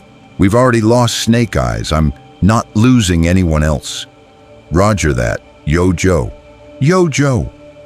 Death Star, command deck. Grand Moff Tarkin stood before the massive viewport, watching Yavin's red gas giant fill his view. Behind him, Imperial officers coordinated the battle station's approach, their movements efficient and professional. We've analyzed their attack, sir, an officer reported. There is a danger. Should we evacuate to avoid? Evacuate! Tarkin's voice dripped with contempt. In our moment of triumph, I think you overestimate their chances. Darth Vader entered the command deck, his cape billowing. The rebels are more resourceful than you realize, Tarkin. We should deploy all available fighters. This station is now the ultimate power in the universe. A handful of starfighters is not a threat. Tarkin turned to his tactical officer. Continue operations, prepare to fire on the rebel moon the moment we're in range. We'll eliminate their base and their fleet simultaneously. As you command. Vader sensed something through the Force, a presence he'd felt before. The Earth Warriors? No, they weren't Force-sensitive, but something was different. One of the approaching rebel pilots carried potential, raw and untrained but powerful. I'm taking my squadron out, Vader decided. These rebels will require personal attention. Very well, but make it quick. I want to witness this rebellion's final moments. Vader strode toward the hangar, where his personal TIE Advanced X-1 waited, heavily modified with shields and hyperdrive capability far beyond standard TIEs. As he climbed into the cockpit, he thought of the Earth soldier he'd captured. Snake Eyes had proven that non-Force users could challenge even Sith Lords through pure skill and determination. If the rebels had more warriors of that caliber, or if those Earth soldiers were participating in this attack, the battle might prove more interesting than Tarkin anticipated. "All TIE squadrons launch," Vader commanded. "I want every rebel fighter destroyed before they reach the trench. Leave none alive." "Red Squadron approaching Death Star. Look at the size of that thing." Wedge Antilles, Red 2 transmitted. "Cut the chatter, Red 2, Red Leader commanded. "Accelerate to attack speed." Ace flew his X-Wing, designated Red 7, with the kind of confidence that came from flying everything, from combat helicopters to stolen Imperial craft. The massive battle station loomed ahead, its surface covered in trenches, towers, and weapons emplacements. "This is Red 7, Ace transmitted. "That surface looks like a flying city. Where's the target again?" "Focus, Red 7, Red Leader replied. "All wings, form up, prepare for defensive fire." Green turbo laser bolts erupted from the Death Star's surface, filling space with deadly energy. Ace's combat instincts, honed through years of dogfighting Cobra Rattlers, kicked in. He broke formation microseconds before a bolt would have struck his position, rolled, and came back on course. "Red 7, maintain formation," Red Leader commanded. "Negative lead. That bolt would have vaporized me. I'm flying defensive until we're through the kill zone." "We need unit cohesion." "Sir, with respect, I've been flying combat missions since before I could vote. Trust me on this." Ace threw his X-Wing into a barrel roll that avoided another turbo laser barrage. "Shipwreck, how's our rear look?" In the gunner's seat, Shipwreck tracked incoming TIE fighters. "We got company, bandits, 6 o'clock, Polly, count 'em." The Parrot, somehow having survived everything, to still be in Shipwreck's flight pack, squawked, "Too many, squawk!" "We're doomed." "Thanks for the morale boost, Bird." Shipwreck activated his rear guns, tracking the approaching TIEs.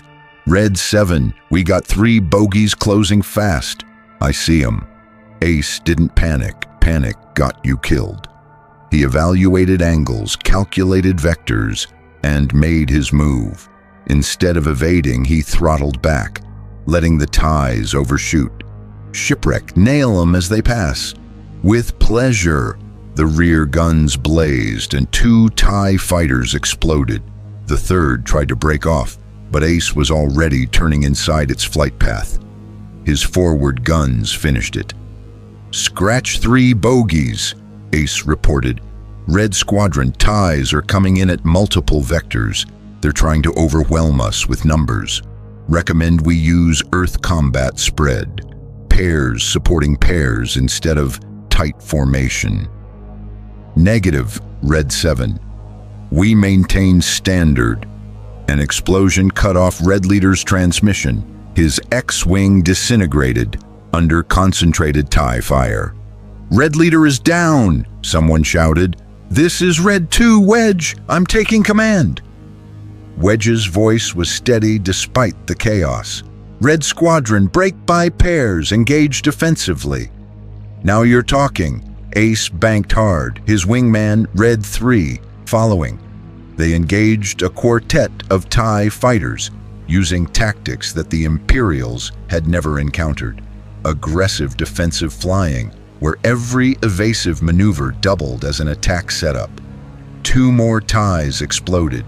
Ace's wingman splashed a third. The 4th tried to flee, but ran straight into Wild Bill's guns from Gold Squadron. "Yee-haw!" Wild Bill's southern drawl came through comms. "That's how we do it in Texas, or Yavin, or wherever the hell we are." Gold Squadron. "Maintain focus," Gold Leader commanded. "We're beginning our attack run." In the Death Star's trench, a massive canyon of metal thousands of meters deep, Gold Squadron's Y-Wings began their assault. They flew in formation, weapons locked on the exhaust port that was their target. "I'm in range," Gold Leader reported. "Target's coming up. Just hold them off for a few seconds." But Darth Vader had entered the battle. His TIE advanced, screamed through the trench with two wingmen, his targeting computer locked on the lead Y-Wing. He fired and Gold Leader exploded. "Gold 2, can you see them?" Gold Leader's wingman called out. "My scanner's jammed, I can't." Gold 2 died mid-sentence. Vader eliminated Gold Squadron with mechanical efficiency, his force-enhanced reflexes letting him predict their movements before they made them. Within 90 seconds, 3 Y-Wings were debris. "Gold Squadron is gone," someone transmitted desperately. "Red Squadron, you're our last hope." Wedge rallied the remaining X-Wings. "Red Squadron, form up. We're going in." "Negative," Ace interrupted. "Wedge, whoever's in that advanced TIE is too good. He's predicting your moves before you make them. Standard tactics won't work." "Then what do you suggest, Red 7? "I draw him off. You make the run." "Shipwreck, hang on. This is going to get rough." "I hate it when you say that." Shipwreck gripped his weapons controls. "Do what you gotta do." Ace broke from Red Squadron's formation and accelerated directly toward the Death Star's surface at suicidal speed.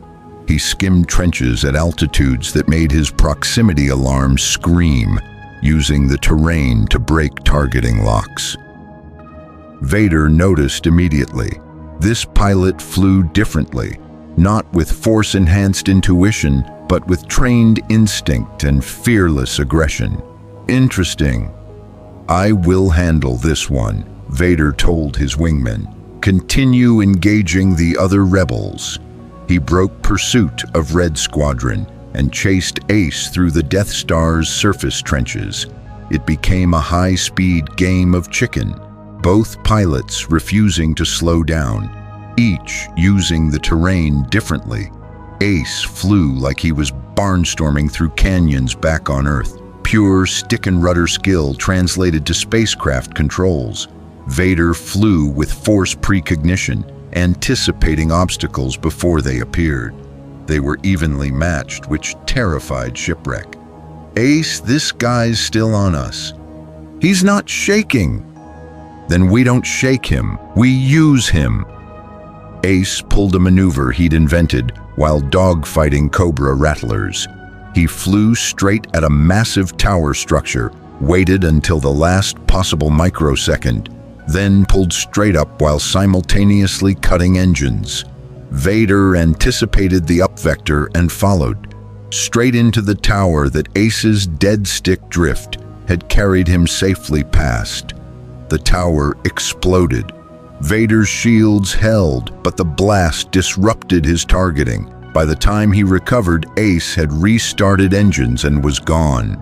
"This is Red Leader, Luke Skywalker, now leading Red Squadron," a new voice transmitted. "I'm starting my attack run."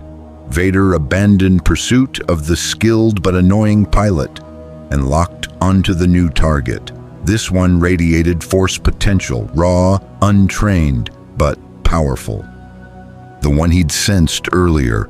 Luke Skywalker flew down the trench with Wedge and another pilot as his wingmen. Behind them, Vader pursued with lethal intent. "Luke, the fighter's behind you," Wedge warned. Vader fired. Luke's rear wingman exploded. "I'm on him." Wedge broke to engage Vader, but the Dark Lord simply shot him down.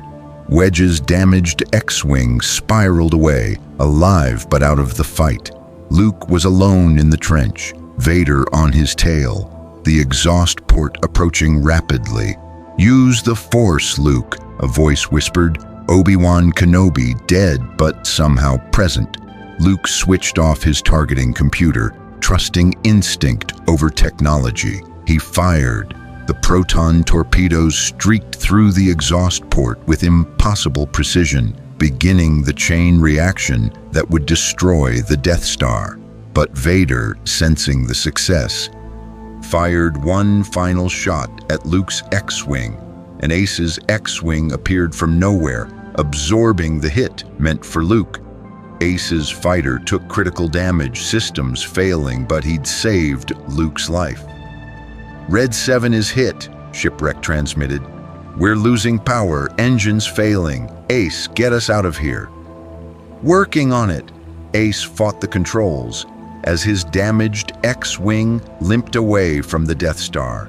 Behind them, the station's surface began exploding as the chain reaction spread through its systems.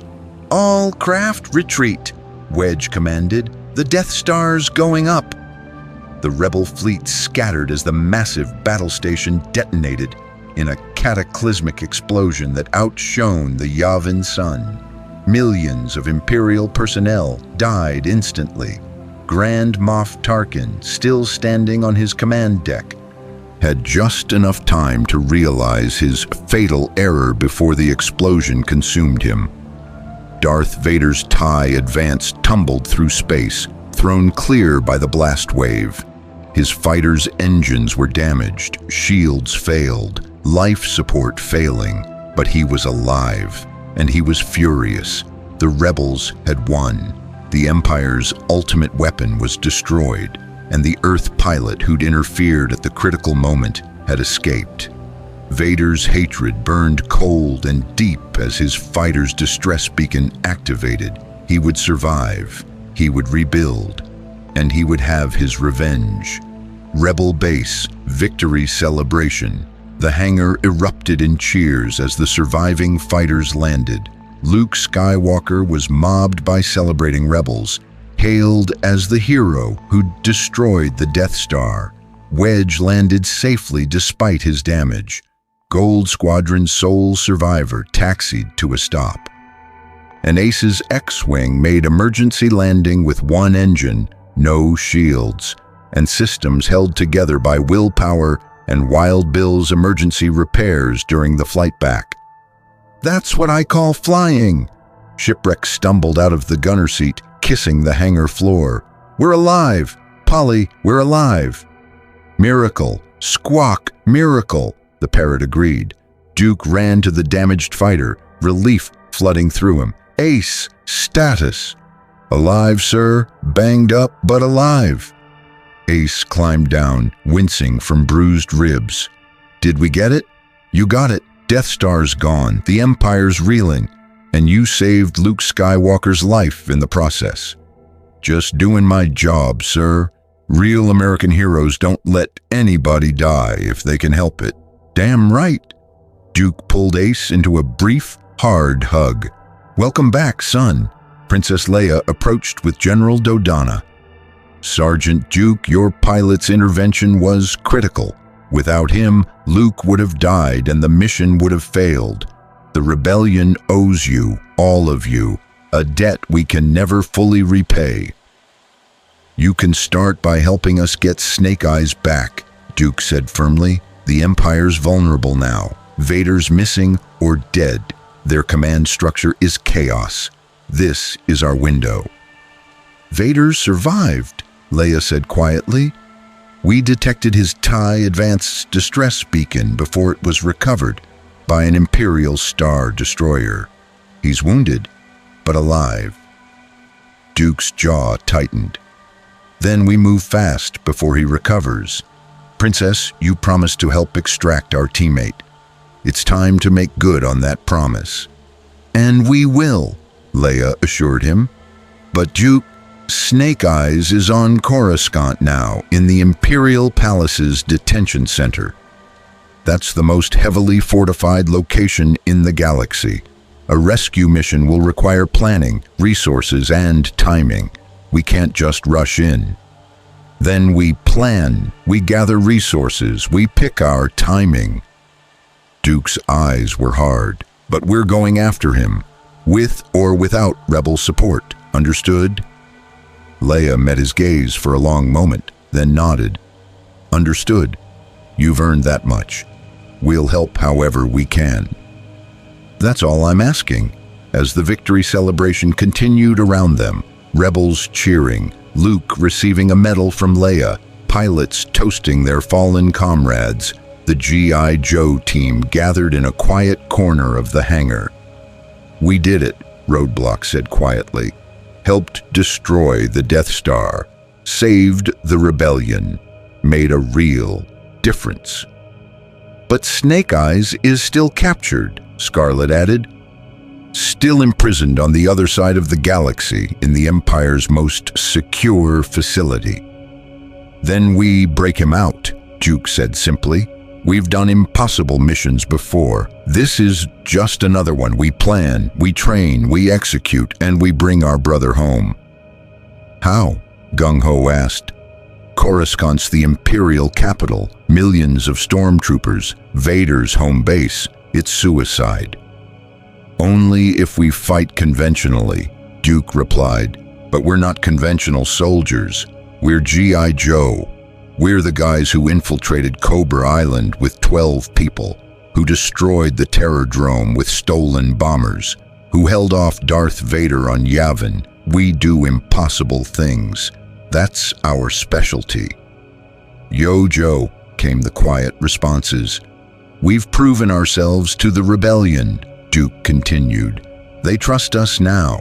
That gives us access to resources, intelligence, and support we didn't have before. We use that. We plan a prison break that'll become a legend, and we show the Empire that you don't cage real American heroes." "When do we start?" Ace asked. "Tonight," Duke said, "because every day Snake Eyes is in Imperial custody is one day too many. We bring him home, or we die trying. Those are the only acceptable options." Around them, the rebellion celebrated victory. The Death Star was destroyed.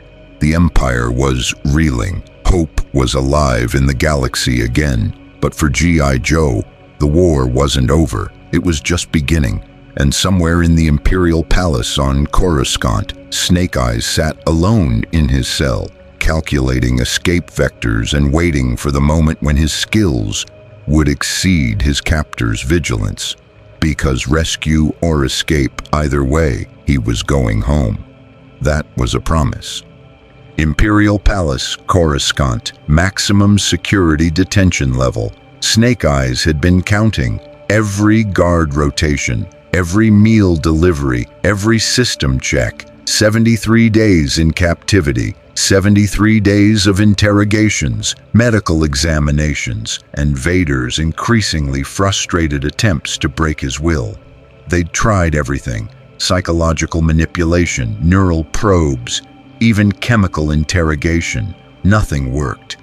Snake Eyes' seer training and mental discipline made him nearly impervious to conventional methods, and his refusal to speak, couldn't speak, meant even chemical truth serums had limited effect. But he'd learned things. The guard rotation changed every 8 hours. The neural dampening field that prevented Force users from escaping cycled for maintenance every 16 hours. The cell's containment systems drew power from a conduit accessible through a ventilation shaft in the corridor outside.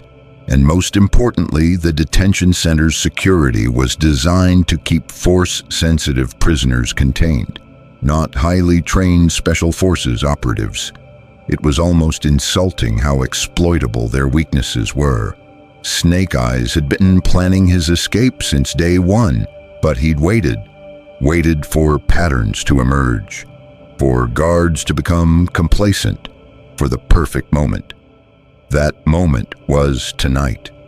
The guard rotation changed at 0200 hours. Snake Eyes heard the footsteps. 2 guards, standard patrol, walking the same route they'd walked for 73 nights. They passed his cell without looking inside, as always. 3 minutes later, the ventilation system activated its nightly purge cycle. The airflow increased. The sound of rushing air filled the corridor. Perfect cover noise. Snake Eyes had spent weeks subtly weakening the cell's floor panel, using nothing but his fingernails and patience. Now he applied pressure at the precise stress point he'd identified. The panel cracked silently, years of abuse and the weakened structural integrity finally giving way. He slipped through the gap into the maintenance crawl space beneath the detention level. His body, lean from 73 days of prison rations but still lethally trained, moved through the confined space with practiced silence. The power conduit was exactly where he'd calculated. Snake Eyes used a piece of broken metal he'd concealed for weeks to short-circuit the detention level's backup systems. The lights flickered. Emergency protocols activated. Guards rushed toward what they thought was a critical malfunction. By the time they reached the malfunctioning conduit, Snake Eyes was already 3 levels away, moving through maintenance shafts that Imperial security had considered too small for human passage. They hadn't accounted for a ninja who could dislocate his shoulders. Imperial Palace Security Command Center. "We have a situation," the duty officer reported to his superior. "Detention level reports the Earth prisoner has escaped custody. Cell is empty, no signs of forced entry." "Impossible. That level has Class 5 containment fields." "He didn't break the field. He went under it, through the floor. Intelligence says he's been planning this for months. Alert Lord Vader immediately and lock down all levels. I want every exit sealed, every corridor monitored. He doesn't leave this facility." "Sir, Lord Vader is off-world. He's pursuing that rebel cell near Ord Mantell. Then contact whoever's next in the command chain. We need authorization for full lockdown protocols." But by then, Snake Eyes was already accessing the Imperial Palace's computer mainframe through an unsecured maintenance terminal. He'd watched technicians enter access codes for weeks, had memorized their finger movements, had calculated probability matrices for password patterns. Raphael, the AI from Rimuru Tempest, would have been impressed. Snake Eyes accessed the facility's schematics, downloaded them to a stolen datapad, and began planning his exfiltration. The Imperial Palace was a fortress, but every fortress had weaknesses, and he'd just found several. Rebel base, operations room, same night. "We've received intelligence from our Coruscant cell," a rebel officer reported to the assembled command staff. "There's been a massive security alert at the Imperial Palace, something about an escaped prisoner. Details are unclear, but the timing..." Duke was on his feet instantly. "Snake Eyes, it has to be. He's escaped on his own." "We don't know that for certain," Dodonna cautioned. "I do. 73 days in custody, and suddenly there's an escape from maximum security detention. That's Snake Eyes. He's out, he's mobile, and he's trying to extract himself." Duke turned to Leia. "Princess, we need immediate transportation to Coruscant. Now." "Duke, even if it is your teammate, Coruscant is the Imperial capital. We can't just fly in with a rescue team." "Then we don't fly in as a rescue team. We go covert. Small insertion. High-speed extraction. We've done it 100 times against Cobra. This is just another raid." "Against the most heavily defended planet in the galaxy," Leia countered, "which is currently in chaos from Snake Eyes' escape. Their security is focused inward, not outward. That's our window." Duke looked around the room at his team. Roadblock, Gung-Ho, Scarlet, Flint, Lady J, Shipwreck. "Who's with me?" "Yo, Joe," they responded as one. "This is suicide," Dodonna said flatly. "It's Tuesday," Roadblock replied. "We do suicide on Tuesdays." Leia studied Duke's face. The absolute determination, the loyalty that transcended tactical sanity. She'd seen that kind of dedication before, from rebels who'd sacrificed everything for the cause, but this was different. This was family. "How would you even get to Coruscant without being detected?" she asked. "Captured Imperial shuttle from the Yavin battle," mainframe suggested. "Already pulling up specifications. We've got 3 in our salvage bay. I can reprogram the IFF transponders to read as legitimate Imperial craft. With proper authorization codes, which I can forge, we could land right in an Imperial facility." "Where did you learn to forge Imperial codes?" Dodonna demanded. "I'm a computer specialist, sir. Forging codes is literally what I do." Mainframe's fingers were already flying across his terminal. "Give me 6 hours and I'll have an authorization package that'll get us into the Imperial Palace itself." "This is insane," Dodonna repeated. "This is loyalty," Duke corrected. "Snake Eyes stayed behind so we could escape Yavin. He bought us time with his freedom. Now we return the favor. This is what real American heroes do. We don't abandon our people." Leia made her decision. "I'm going with you." "Absolutely not," Duke said immediately. "You're too valuable to risk, and you're too few to succeed without local support," Leia interrupted. "I have contacts on Coruscant, rebel cells that can provide intelligence, safe houses, and extraction routes. You'll need them."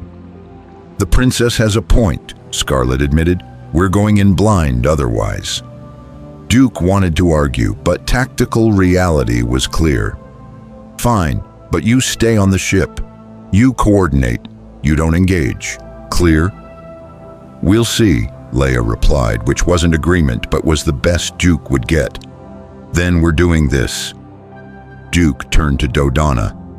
"General, we need that shuttle prepped, armed, and ready to launch in 6 hours. Can you make that happen?" Dodonna sighed heavily. "I can, but Duke, if this goes wrong, if you're captured or killed, the rebellion loses its most effective special operations team. You understand that?" "I understand that the rebellion still stands because Snake Eyes sacrificed himself. I understand that loyalty means something, and I understand that if we don't try, we're not real American heroes. We're just soldiers who abandoned a brother. I won't live with that. None of us will." Dodonna nodded slowly. "Then may the Force be with you, all of you." "We'll settle for good planning and better execution," Duke replied. "Mainframe, get those codes ready. Scarlet, pull every bit of intelligence we have on the Imperial Palace. Roadblock, gung-ho, check weapons. We're going to war." "One last time." "Sir," Ace spoke up, "I'm coming too." "Negative. You're still recovering from the Death Star run, which is exactly why I'm coming. I owe Snake Eyes. He saved my life at Yavin when he stayed behind. I pay my debts." Duke wanted to refuse, but looking at Ace's face, the determination, the guilt, the absolute refusal to back down, he recognized the same expression he'd see in a mirror. "Fine, but you're piloting. We need our best getting us in and out clean." "Yes, sir. Yo, Joe."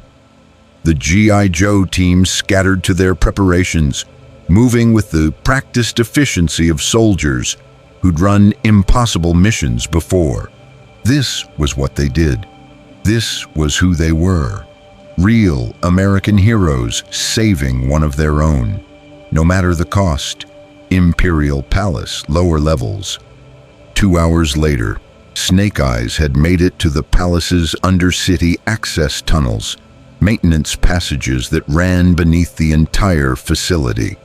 He moved through the darkness like a ghost, his night vision and spatial awareness making him more effective in pitch black than most people were in daylight. Behind him, Imperial security forces swept the upper levels with increasing desperation. They'd found his escape route, found the disabled security systems, but they were always 12 steps behind, chasing a shadow that refused to be caught. Snake Eyes checked his stolen data pad. According to the schematics, there was a maintenance exit that led to Coruscant's public transit system 300 meters ahead. Once there, he could disappear into the planet's trillion inhabitants. He was 50 meters from freedom when the tunnel ahead exploded inward.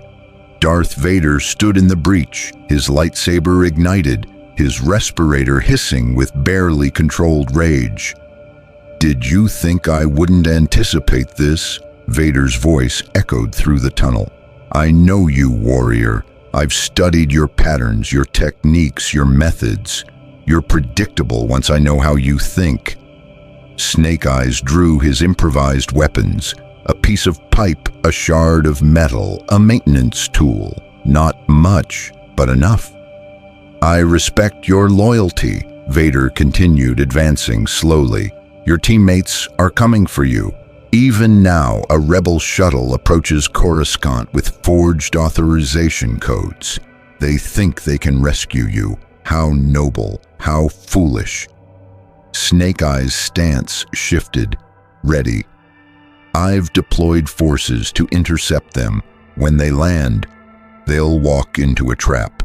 Your entire team captured because they came for you, because you couldn't resist escaping." Vader stopped 5 meters away. "So you have a choice. Surrender now, order your team to abort, and I'll let them live. Fight me, delay long enough for them to land, and watch them all die." For the first time in 73 days, Snake Eyes hesitated, because Vader was right. Duke was coming. The whole team was coming, and they were walking into a trap because of him. "I see your conflict," Vader observed. "Loyalty versus survival, the warrior's eternal dilemma. What will you choose?" Snake Eyes made his decision. He attacked, because the only way to save his team was to defeat Vader here, now, before the trap could spring. It was impossible odds, but when had that ever stopped G.I. Joe? His improvised weapons struck with lethal precision. Vader blocked with his lightsaber, the plasma blade vaporizing the pipe, melting the metal shard. But Snake Eyes was already inside his guard, striking with knees, elbows, fighting like he had nothing to lose, because he didn't. They fought in the darkness of the tunnel. Sith Lord versus Silent Warrior. Force against training, power against skill. Vader landed crushing blows that should have killed. Snake Eyes took the hits, compartmentalized the pain, and kept fighting. "Impressive," Vader acknowledged, his respirator working harder, but insufficient. He used the Force to throw Snake Eyes against the tunnel wall with bone-crushing force. The ninja hit hard, fell, tried to rise. His body wouldn't respond. Too much damage, too many injuries. Vader approached, his lightsaber ready to deliver the final strike. Then the tunnel exploded from above. A Lambda-class shuttle, Imperial transponder codes perfectly forged, had crashed through 3 levels of the Imperial Palace to reach the maintenance tunnels. Its boarding ramp dropped, and Duke appeared in the opening with an E-11 blaster in each hand. "Snake Eyes, get up!" The ninja tried, failed. His body was done.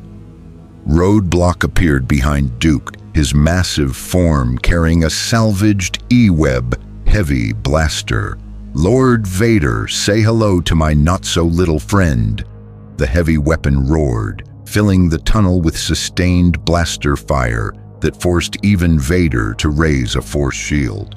Under that covering fire, Gung-Ho and Scarlet rappelled down, grabbed Snake Eyes and hauled him towards the shuttle.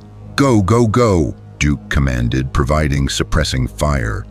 Vader pushed through the blaster barrage, his lightsaber deflecting bolts with contemptuous ease. "You will not escape. I have star destroyers in orbit, TIE squadrons inbound. You are surrounded." "Then we fight our way out." Duke fired one last burst, then retreated up the boarding ramp. "Ace, punch it!" The shuttle's engine screamed to life. Ace had already calculated their escape vector, not up toward the orbital blockade, but down into Coruscant's lower levels, where the city's density would make tracking impossible.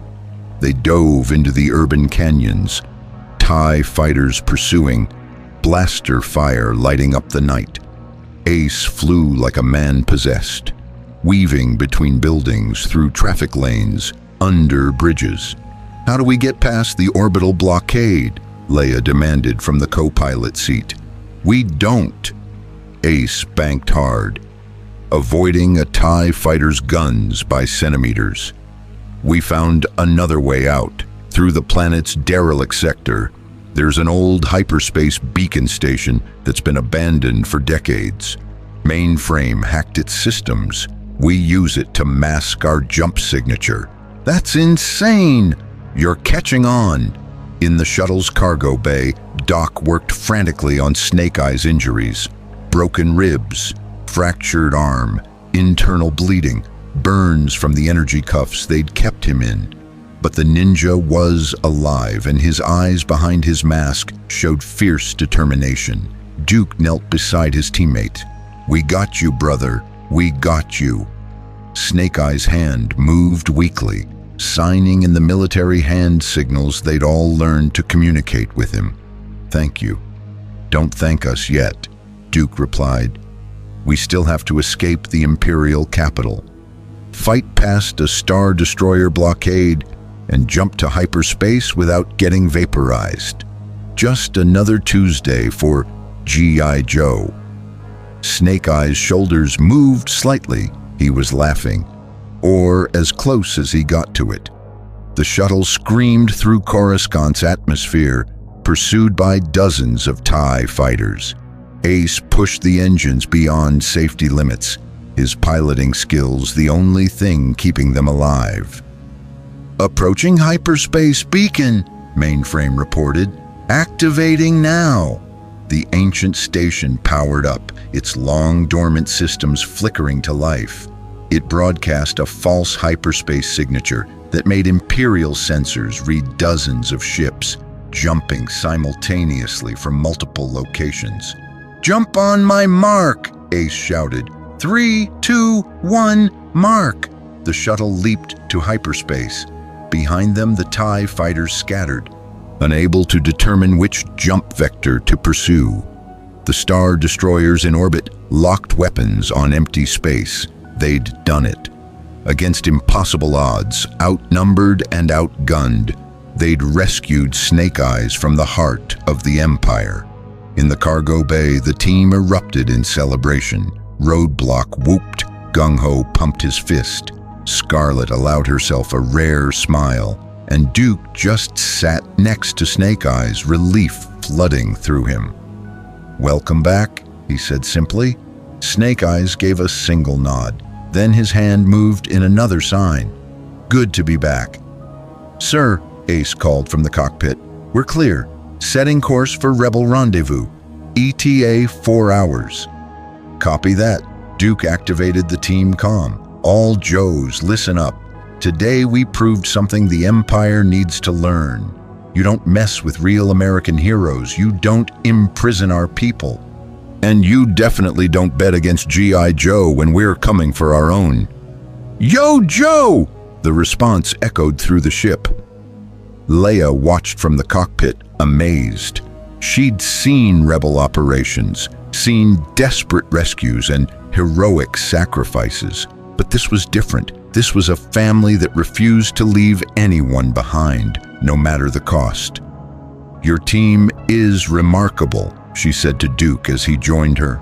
"They're the best Earth has to offer," Duke replied. "And now they're yours too. We're in this rebellion until we find a way home, or until we win, whichever comes first. The rebellion is lucky to have you. The Empire was unlucky we arrived." Duke looked back at Snake Eyes, who Doc was still treating. "Now they know what happens when they mess with us. We hit back, harder, and we never quit." Behind them, in the darkness of hyperspace, the G.I. Joe team settled in for the journey home. They were battered, exhausted, but complete. All of them, together, because that's what real American heroes did. They fought impossible odds. They never surrendered, and they never, ever left anyone behind. Yo Joe. Somewhere in the unknown regions, the Terror Drome, rebuilt and reinforced, hung in space. Cobra Commander stood in his new command center, watching reports from Coruscant. The Joes rescued their ninja, Destro reported, from the Imperial Palace itself. A remarkable feat. Remarkable stupidity, Cobra Commander hissed. They've made themselves the Empire's priority target. Vader will hunt them across the galaxy now. Perfect. How is that perfect, Commander? Because while the Empire focuses on the Joes, we build our strength. We've allied with separatist remnants. We're reverse engineering Imperial technology, and soon, he gestured at the view screen showing new weapon systems being installed, we'll be strong enough to destroy both the Empire and G.I. Joe. They think they've won? They've won nothing. The real war hasn't even begun. Storm Shadow appeared from the shadows, his white uniform spotless despite the battle-scarred ship around them. Commander, I request permission to hunt Snake Eyes personally. He and I have unfinished business. Granted, but Storm Shadow, bring me his mask. I want proof when you finally kill him. As you command. The ninja vanished as silently as he'd appeared. Cobra Commander watched the stars, his mirror mask reflecting the cold light. Real American heroes, he mocked. Let's see how heroic they are when we're finished with them.